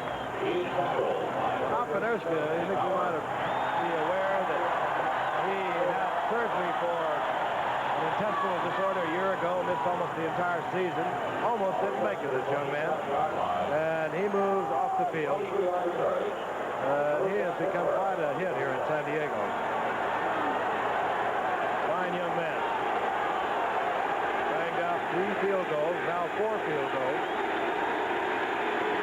San Diego on top, 19-10. On first down, Bradshaw to Cunningham. Good move. Good move. Penny Cunningham. A big streak moving down the sideline to the 38-yard line. Hit there by Mike Fuller, taken out of bounds. First down. It doesn't happen often, but it does happen sometimes. They caught him with a very quick count. They came up, they didn't get a very good rush on the first sound. Cunningham was able to, whoa, that one was drilled right in there. It was Woody Lowe Ray Preston, I guess, that almost knocked that one down. When they see Cunningham go like this, they realize what he could have been and what he has not been. Well, what a football game this is. No quitting the Steelers. Steelers at the 38-yard line with the Chargers. Franco Harris sees a gap, exploits it for about 3 yards, and then Leroy Jones blows it down. We're going to pause 5 seconds, and our stations will line identify themselves. WKRC, TV 12, Cincinnati. Franco Harris, he has provided so many thrills, particularly on Monday night. We talked about the yardage that he has gained over the years. He also has had 7 100-yard games on Monday Night Football. When he came, and the Steelers have been in the playoffs every year but this since Franco Harris arrived. Second down, 7. Bradshaw, Cunningham. Cunningham thought he was down. He really did. Down to the 22. I think he was. He knew he was, but he thought he could sneak along and pick up a few extra. You know something? This kind of game, looking back to when Pittsburgh received the opening game kickoff, moved downfield, and then missed an easy field goal. Matt Barr, excuse me. Both of them have the same problem, by the way. But this is George Allen game. You never give anything away. He used to tell that again and again to his team. Steelers get the first down, not at the 22, but at the 27. That's where Cunningham is marked down. And on first down, Thornton drives the right side, and Thornton is taken there after a gain of about a yard. Ray Preston, the light linebacker at 218 pounds, stepping into the gap, dropping Thornton after a gain of 1. It'll be second down and 9. Chuck Knowles, starting his coaching with the Chargers, went to Baltimore, played for Paul Brown, coached for Sid Gilman and Don Shula before taking over the Steelers in '69. Not bad training. Franco Harris. And Harris was taken there by Leroy Jones, and a flag goes down. Harris moved attempt by Leroy Jones to make that lateral move down the line. Could have been a big gainer. It'll be a big gainer for the Chargers as holding is indicated against the Steelers. Critical mistake. Oddly, still no turnovers in the game. But what a critical mistake.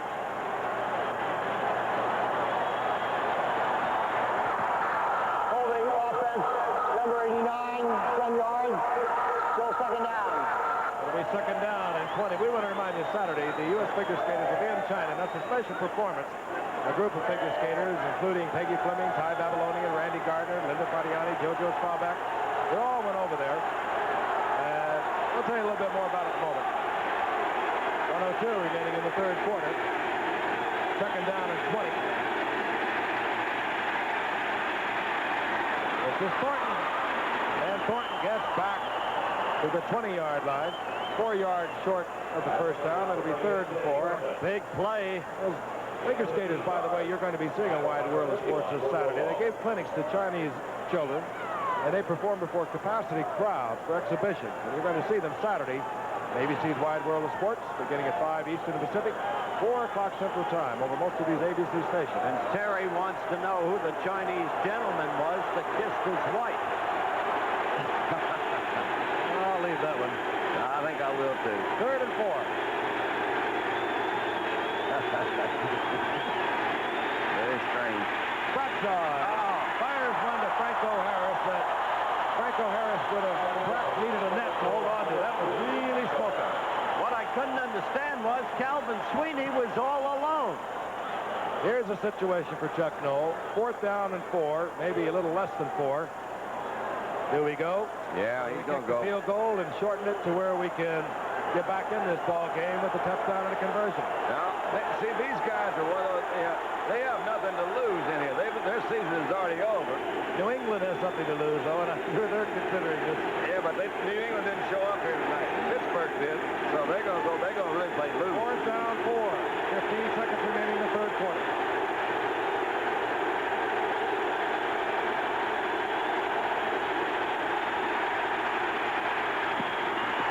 Incomplete.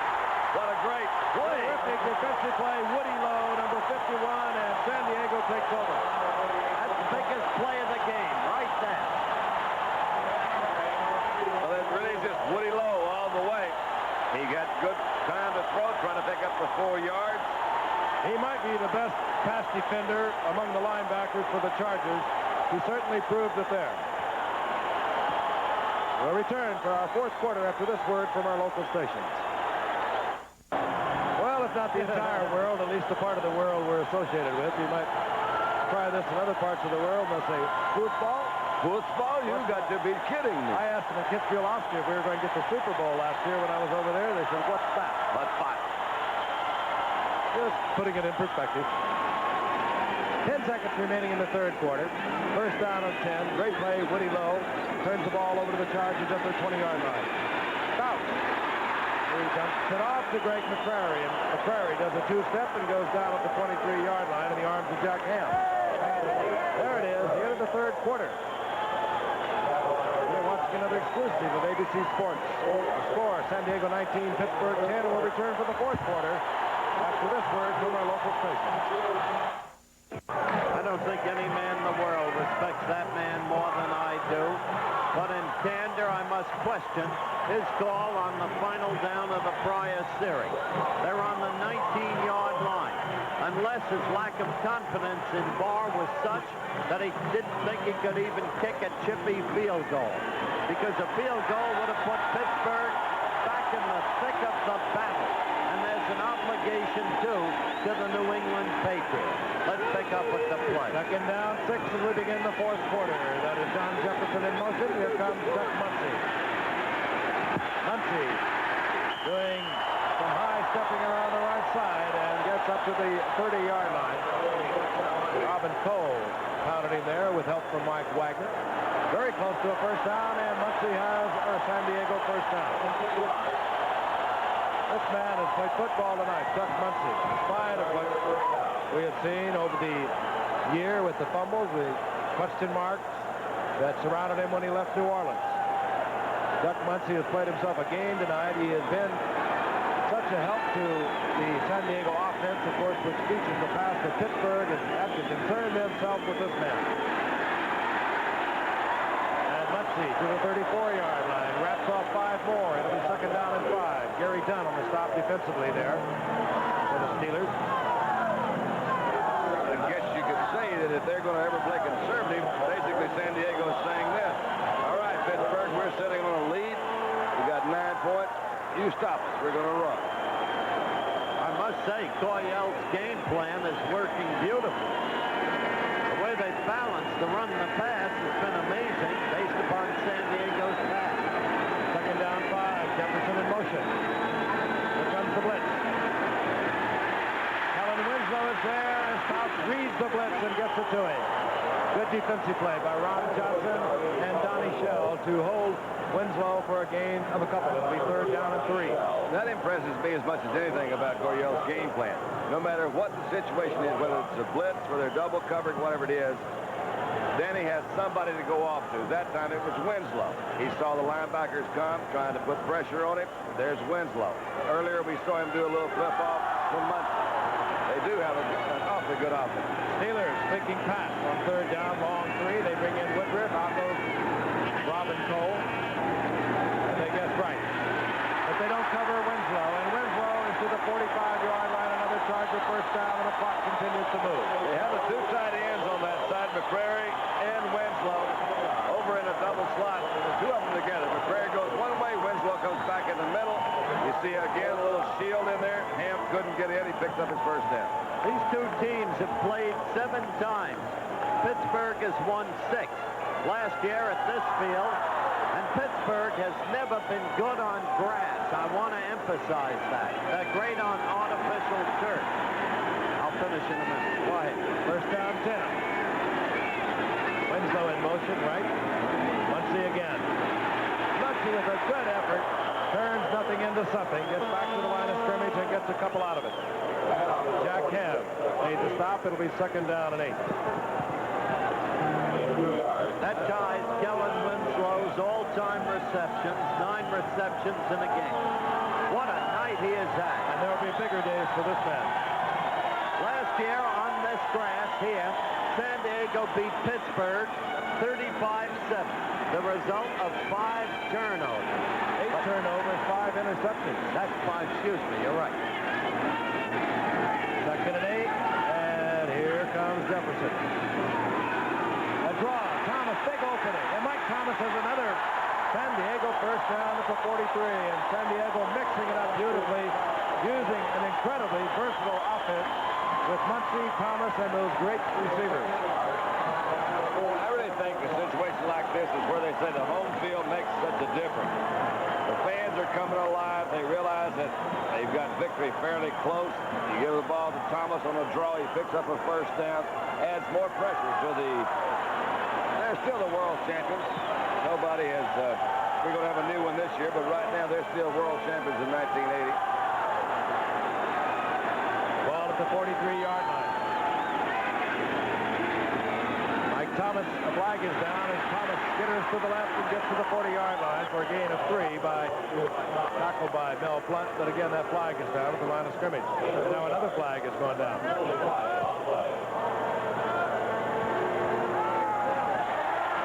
Pittsburgh offside. So many of these players moving on to the Pro Bowl after the playoff series. San Diego has 8 players.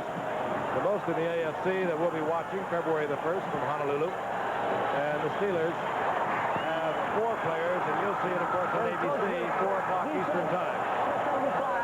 Still first down. Joe Green. Is that February the 1st? It'll be first down and 5. Down remains this way. February 1st, did I say that? Yeah. Yeah, you did. That is for a second again. February 1st. Mike Thomas. Faust doesn't like the defense that he sees or the personnel he has on hand. He calls timeout, and he'll move over to the sidelines and have a discussion with his coaching staff. Situation, first down and 5. Ball at the 38-yard line when we return.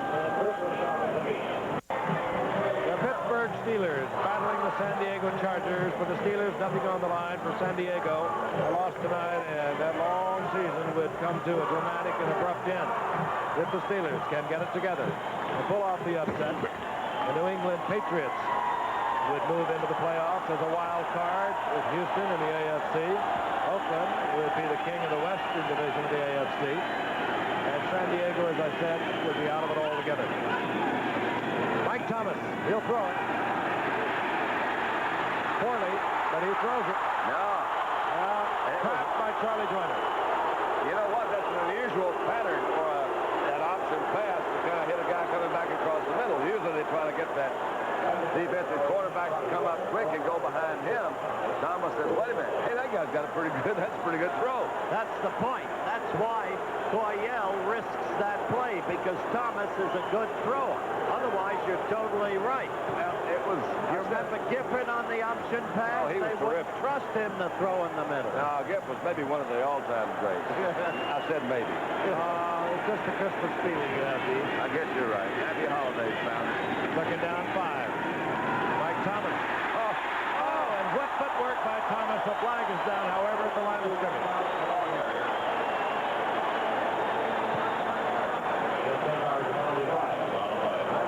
That's going to be against the Chargers. You can see him move back. That'll bring back another San Diego first down, but Mike Thomas, along with Muncie, providing a lot of punch on the ground for the Chargers. Dan Fouts is going to get bored if this running game continues. Right. Put him into a second and long situation. He's got...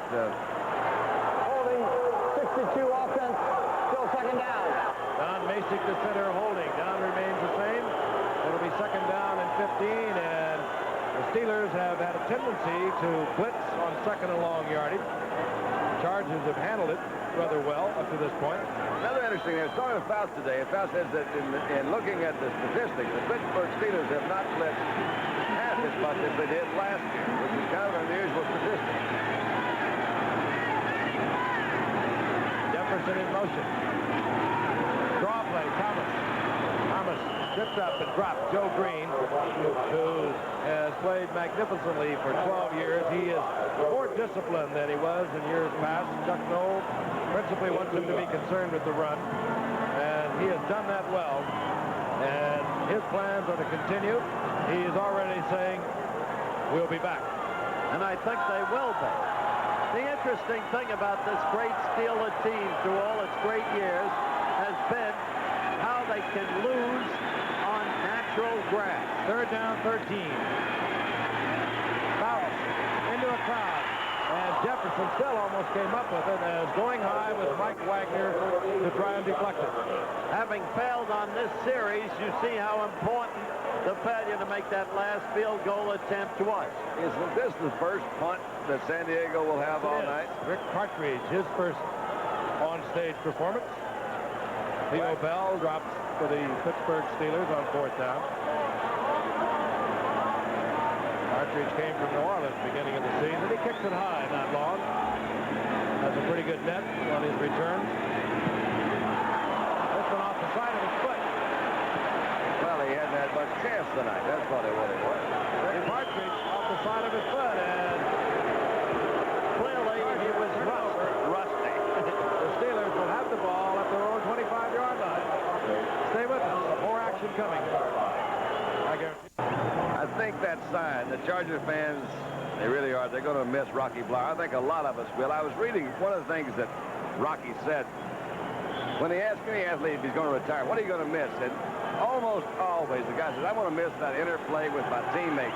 He said it's been an escapism. I go out there and I skate for 4 or 5 hours every week out of the real world. We are going to miss Rocky. He's been a real, he's done an awful lot. Bobble ball as Terry Bradshaw moves out, but quickly popping on him due to Bradshaw or Franco Harris. Well, it wasn't Rocky that fumbled, I know that. Franco Harris gets it back. Loss of a couple of yards. Well, I wish Rocky well, and know a lot of us do. He really has given us all a lot of pleasure. No way Frank and I can thank him enough. Both of us being involved in the National Multiple Sclerosis campaign. We know what Rocky has contributed to that. He's charged up that Pittsburgh chapter. Second Second down, 12. Loss of 2 following that bobble. Ball at the 23-yard line. Franco is hammered as quickly as he catches it by Bob Horn, middle linebacker, who really has been a question mark in the defense, but he always seems to be in the right place at the right time. Well, it was one of those plays that was telegraphed pretty well. He got over in a hurry. Tyrone McGriff, 61, is out there in front, doesn't really have a shot. Horn really read the play from the very beginning, moved out, made a terrific defensive play. They can see it now. They can feel it now. The Chargers case play on. Loss of 4, third down, 17.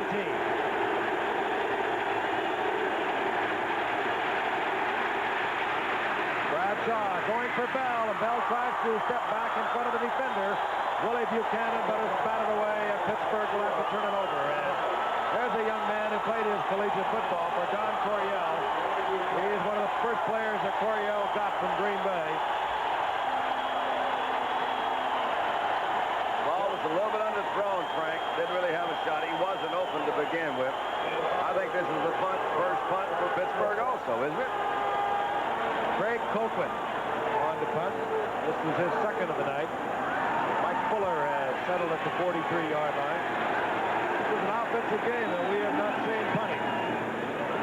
And Colquhoun. He's rusty. Doesn't get a good kick, but he gets a fine bounce. Back close to the 35-yard line. And that's where San Diego will have possession. We have 8:36 remaining in the game. And San Diego is on top 19-10.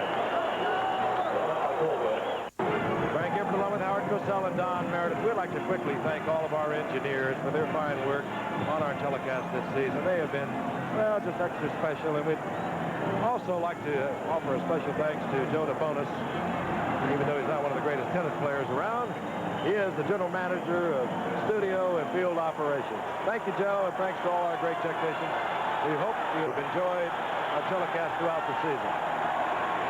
On first down, Muncie turns on the speed, almost runs away from Mike Wagner, but Wagner takes him down at the 43-yard line. Muncie with another quick 7 yards. What a great athlete he was at the University of California. As we see, he has gone over 102 yards. Boy, I'll tell you, he came out a #1 draft pick. He was really something up there. Second down, 3. Ball at the 43-yard line. Jefferson in motion. Muncie getting the workout. And this time, nothing Muncie can do about that as he runs right into Ron Johnson, as I said, a very physical cornerback that could, in all probability, see safety duty for the Steelers should Mike Wagner retire, as he has mentioned. We're inside of 8 minutes. We're at 7.5. And we are seeing the last hurrah of perhaps the greatest football team we have yet seen in this game, the Pittsburgh Steelers. And if one is nostalgic, one must think of the future, and they will be back. Third down, 4. Here comes Muncie, and he turns on the speed and races to the first down. And I just don't think that Mike Wagner can believe a 230-pound man can be that quick. Well, and they better get a good look at Joel Thomas of the Rams.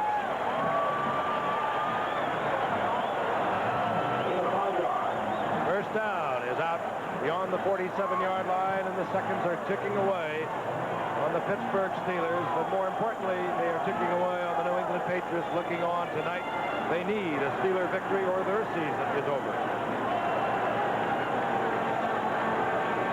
Mike Thomas, single setback as Muncie gets a breather. Jefferson, motion. Out to Thomas, and Thomas stays on his feet again, and doing some brilliant running as Mike Thomas hits inside the 45, short of the first down by a couple. Really impressed with Mike Thomas. I really do like the way he plays. Dan set up quickly, didn't take much time, read the defense, flipped out to Thomas, trying to get a little bit of help out with a lead guard Ed White. Bumped into one another, but still picked up, what, 8 yards. Second down, 2. The ball is short at the 44-yard line of the Steelers. 6 minutes and 30 seconds remaining in the game. Mike Thomas once again. Mike Thomas has the first down at the 40-yard line. Good example right there of changing direction. The play was designed to go a little bit further outside. Winslow came across on motion with a block. Handed the ball to Thomas, made a quick adjustment, moved to the inside. Remember, we first saw Mike Thomas, Hall of Fame game, 5th-round draft pick. That's right. We knew with the Washington Redskins. He and Clarence Harmon got a lot of mileage out of Mike Thomas. He and Clarence Harmon both surprised us. I want to tell you, this is a brilliantly conceived coaching effort by Don Coryell. Not a bad accumulation of talent. That's true. They're playing up to their ability tonight. The best game they've played this year. You've got to be impressed with anybody's record. Frank mentioned earlier in the telecast, 21 years of coaching and has had 1 losing season. Now, that doesn't mean you start off with good personnel every year. This is his 8th year as a pro. We included his college coaching, but he won 2 divisional championships with the Cardinals in the mid-70s. That was Thomas on the draw, gets back to the line of scrimmage. That's it. So far, 38 running plays, 36 passing plays. Couldn't ask for better balance. And it's tough to calculate if you're a defensive player. Bounce. Winslow, 15-yard line, first down.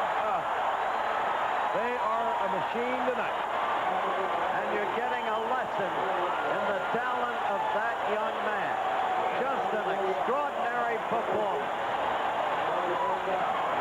Well, they've been using a lot of the double coverage to the outside. He's sending the backs out to the outside. Donnie Shell, you'll see him at 31. It's awfully hard to play Winslow man-to-man. It's awfully hard to get those two people in there to cover. Most yards, most receptions Winslow has yet had in an NFL game. All 3 of these receivers came in a nice game with over 1,000 yards. That's Muncie hammering down to 14-yard line, a gain of 3. Does this make him all-world tight end, or does he move into the all-universe tight end? Well, Gibbs says he'll be all-universe. He's beaten all-world. He got the Pro Bowl assignment. Russ didn't. He's definitely out in the cosmos somewhere, right? Hey, I thought he got 89 receptions on the year. Look at him there. Something? Well, look at Jefferson. If he gets another one, they'll have another one out there in the whole entire NFL. It's a close encounter of the 3rd kind. Second down and 8. Illegal aliens. Muncie. Joe Green missed it. Donnie Shell tries to catch him. He can't.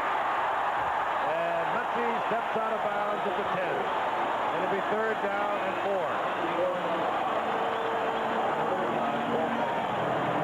Well, we saw a great team last week in the Rams. And now the Chargers, with their abundance of super personnel, have achieved greatness tonight. They have played a truly outstanding game under a brilliantly conceived game plan. And when you take apart the Steelers, you're taking apart a still fine football team. And when I say they'll be back, think of a guy like Johnny Gooden, defensive end from Oklahoma, on injured reserve all year. What a pass rusher he will be. 3rd and 4. Muncie gets a block from Wilkerson, and he'll move in easily. Doug Wilkerson, the big left guard, got out in front, turned inside. Muncie kicked it in. Touchdown, San Diego.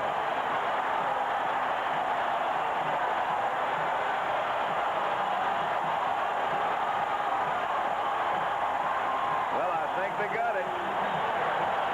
I do believe. There's Bedlam in San Diego Stadium. Muncie, a great night. Kellen Winslow, a great night. The guards, Ed White, Doug Wilkerson. They have been visibly special on the offensive line for the Chargers. Boston for the conversion.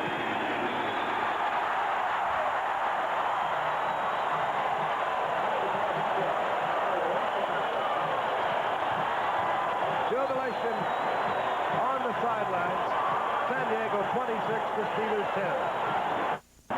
3:22 remaining in the game. San Diego on top, 26-10. A brilliantly versatile offense performing tonight. They can run, they can pass.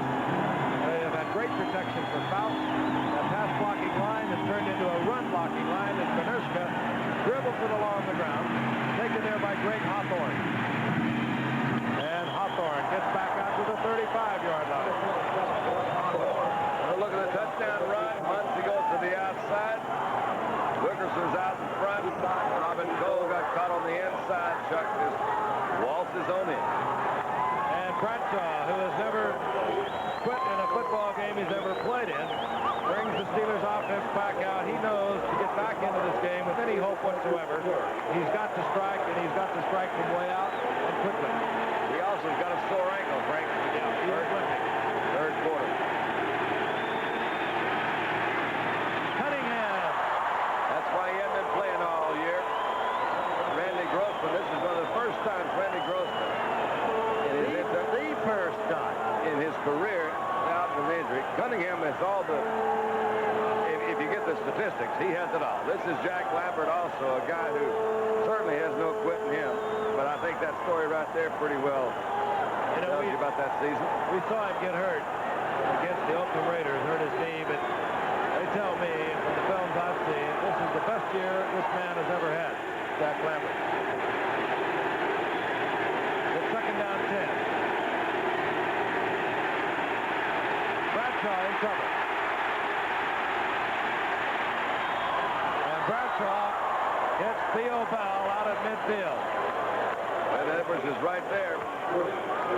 Edwards makes the stop. We're inside 3 minutes remaining in the game. First down, Pittsburgh. As San Diego is moving ever closer to their second consecutive Western Division title here in the AFC. Clark is running around the field and Bradshaw flips it out. I believe it's Woody Lowe. No, they say he did not get it, or incomplete. John Lee, the defensive end, got the late signal that he was supposed to be there. He ran all the way from the sideline. Almost intercepted, Frank. Woody Lowe has 3 interceptions already this year. He is just that kind of a linebacker that's always around the ball. Doesn't quite hold on to it. His biggest intercept was in overtime against Miami. He picked it off, drove it in for the touchdown when it appeared that David Woodley was leading Miami to an upset victory. He returned to Bradshaw, intercepted for a touchdown here a year ago also. Second and 10. Bradshaw is hurried. This is his shot to Franco Harris. That is it. With 2:25 remaining in the game. There's a rumor floating around that our friend Bobby Lane is being considered for the head coaching job of the Texas Tech Red Raiders. He'll get their attention. I think he will, too. I hope he does. He'll do a good job for us. Get out of Carroll's hair for a while. That's right. That would be nice. Third down 10. Bobby Lane, always on Sunday. He'll be there on Sunday. He can play on Saturday, too, if he has to. 6 defensive backs for the Chargers. They're not going to give up anything big. Bradshaw under pressure, dribbles it off, incomplete, and Pittsburgh now faced with a 4th and 10 at midfield. Terry really is hurt, as you mentioned earlier, Frank and Howard both on you. I think he has had a really pretty troubled year. It's been one of those things that he's been the key to me. This is the key to what Pittsburgh has done up there. He started off his career, got a lot of criticism. They called him everything from dumb to, a lot of other things that we don't want to talk about right now. But the guy's a really class guy. Not only that, there are those who consider him the greatest quarterback of our time. And with 4 Super Bowl victories behind him, he might be. Craig Colquitt comes on, 4th down, and he will punt. San Diego was thinking he might not. They did not even have a deep man. Colquitt aims it so high that his entire special team unit was down there. Zach Valentine kills the ball inside the 5-yard line, and San Diego will be oh so careful. playoff picture. San Diego clearly has won this game. Houston will be at Oakland, a wild card game. And if Houston wins the first round, Houston will be at San Diego, Buffalo at Cleveland. If Oakland wins, Oakland will be at Cleveland and Buffalo at San Diego. So there it is. That wraps up the playoff picture. We have 2 minutes, 6 seconds left to go.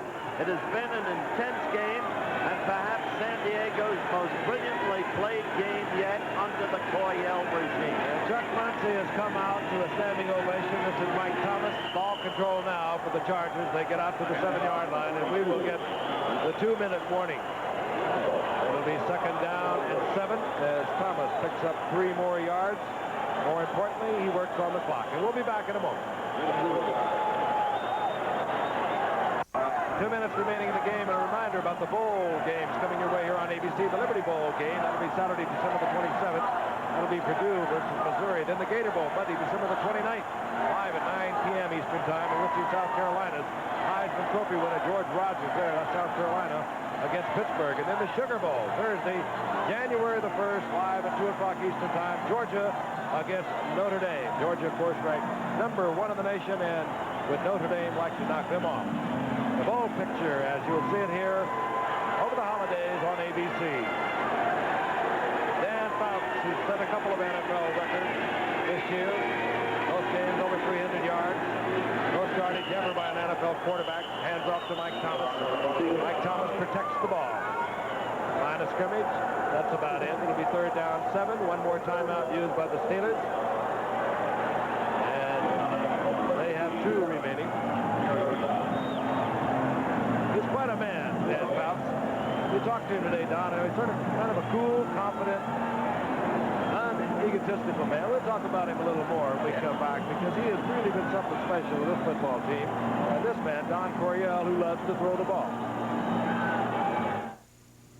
It was a third down and 7. And Don, as we mentioned, Dan Fouts really is kind of an unusual young man. He subordinated his own desires to throw the ball tonight, however, to the running game. Well, that's kind of unusual, too. And the thing that I really appreciate about Dan, Frank, is that he just really, truly loves to play the game. And he plays it very well, as you see Mike Thomas go off right tackle. And I think that's really important for any of these guys. And most of them, most of the good ones, more than anything else, just love to play the game. Dan Fouts walking off the field on 4th down as the punting team comes on. The record that we spoke of earlier, now Dan Fouts has added 1 more to the NFL record he already holds. And I'll tell you, it has been the year of Dan Fouts and the year of Brian Sipe. Brian Sipe going over 4,000 yards for the Cleveland Browns. What a superb game he had yesterday in bringing Cleveland back against Cincinnati. To all the teams that are in the playoffs, we wish them well over the holidays. I wish him even better as sliding down a mountain out in Colorado. I'd like to say goodbye to this man, too. Yep. An old dear friend. An authentic hero. What life is all about. Rocky's life. Hartreed punts for San Diego, and he gets off a championship punt of his own. Theo Bell all the way back to his own 37. Theo Bell steps out of bounds out at the 47-yard line. Now at the 48. 1:38 remaining in the game.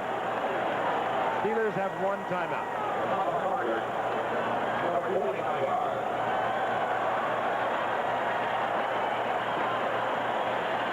San Diego. Well, they have really been into this Charger team this year. As we mentioned, also the U.S.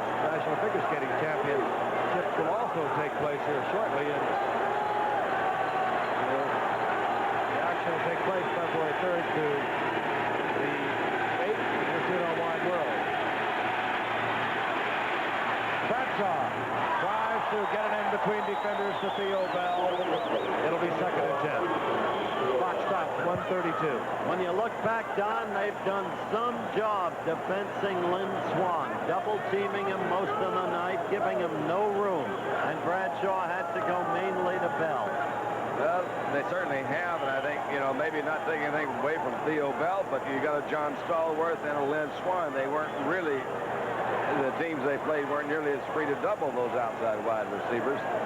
So it has been an unfortunate year for Pittsburgh, but I still say Pittsburgh has demonstrated something that people will be talking about for an awfully long time. Let's try to be like the Pittsburgh Steelers. Second down 10. Bradshaw.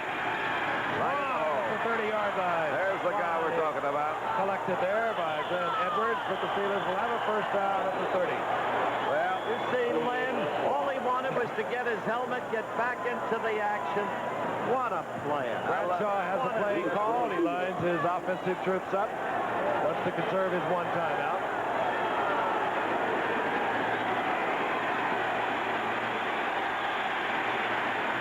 Going for Spawn in the end zone.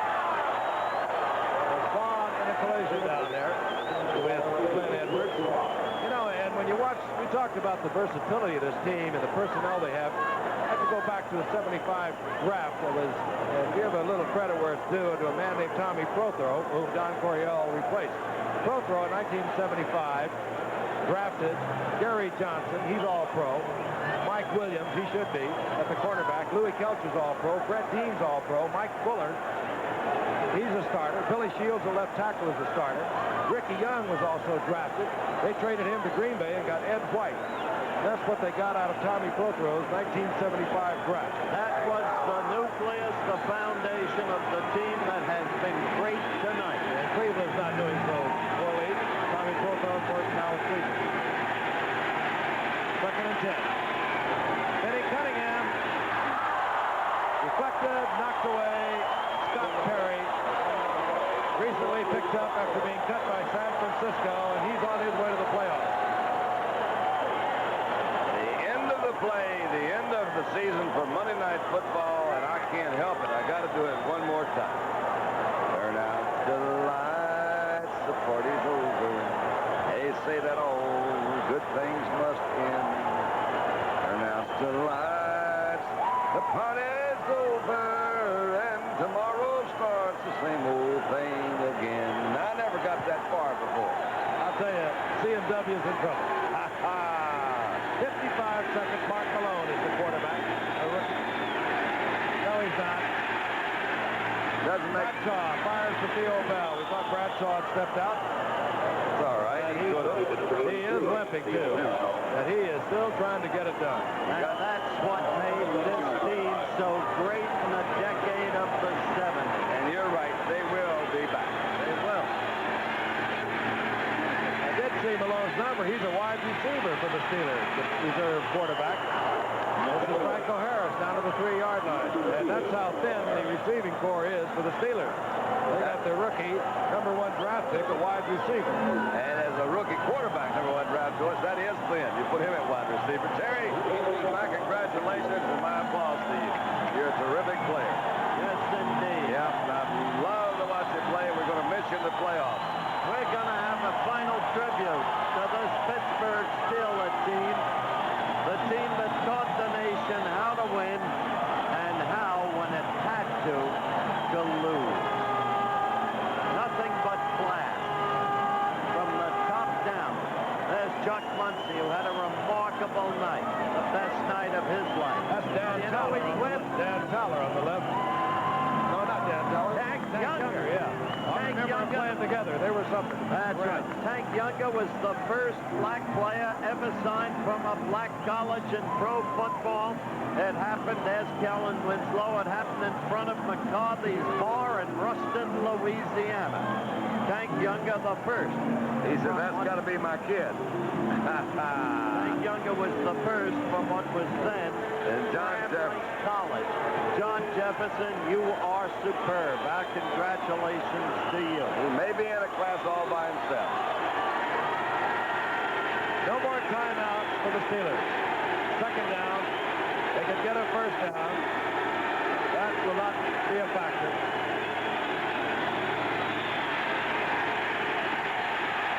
Bradshaw just unloads it. Taking on the deflection. I love it. Rocky Blyer couldn't be better. They're saying no. No, I don't care. Give it to him. Out of bounds. Oh, they're saying that Terry Bradshaw was in the grasp of a defender all the way back at the 17-yard line. Oh, boy. What a shame. Would have loved for that one to end in just this way. That's the way it should have. They should have gone out. All right, let's pretend that it did, but there is that's pretty good pressure. You got Scott Perry coming back there. But shouldn't it be deflected and Rocky Flower catch it as he falls out of bounds? There's a movie for you. And the crowd prematurely ticking off the seconds. There are 5 seconds remaining. There'll be bedlam here in a moment, as San Diego has won the Western Division of the AFC. The season is over for New England.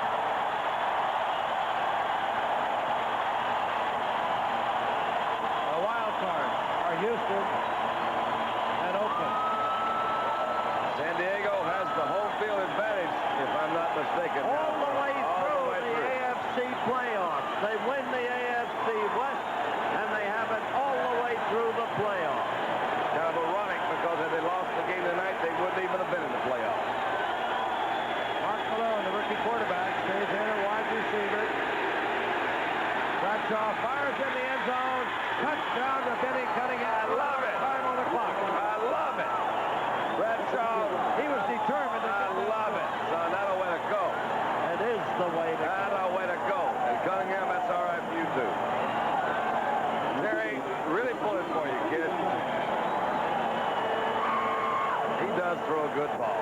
And right in the middle of the end zone, right at the edge of the out-of-bounds, touchdown, Steelers. That's an indication that they will be back. Matt Barr for the conversion. No time on the scoreboard. Gosh, I like that. Game is history. And the crowd will tell you about it. Don Coryell has won his second consecutive Western Division championship of the AFC. And Don Noll, a great coach of the 70s, well, you just know he'll be back. I love it. Goodbye, Rocky. It won't be the same without. Our congratulations to all of you in the San Diego dressing room. You were great tonight, gentlemen, and our congratulations to Gene Klein and Baron Hilton and the owners of the Chargers, and to Don Coryell with a brilliantly conceived game plan, and to his staff, and to all of those players, and to Santa Claus great miss tonight. And all of them. And also our congratulations to Art Rooney, the owner of the Steelers, the president Dan Rooney's. Thanks really for the 70s. Once again, the final score, San Diego 26, Pittsburgh 17. Remember to stay tuned for ABC News Nightline, 30 minutes after this game, 11:30 right here on the West Coast, over most of these ABC stations. Our blimp has been provided by the Goodyear Tire and Rubber Company. Travel arrangements made through, and a promotional fee paid by United Airlines. United flies more people to Hawaii than any other airline. That's what friendly skies are all about. Now, ladies and gentlemen, it's the termination of our 11th year of Monday Night Football. As we look at Mel Blount, we want to thank and congratulate all of the people of our operations department who have made ABC Sports first around the world in sports television. And a tribute to the team of the 70s, the Steelers.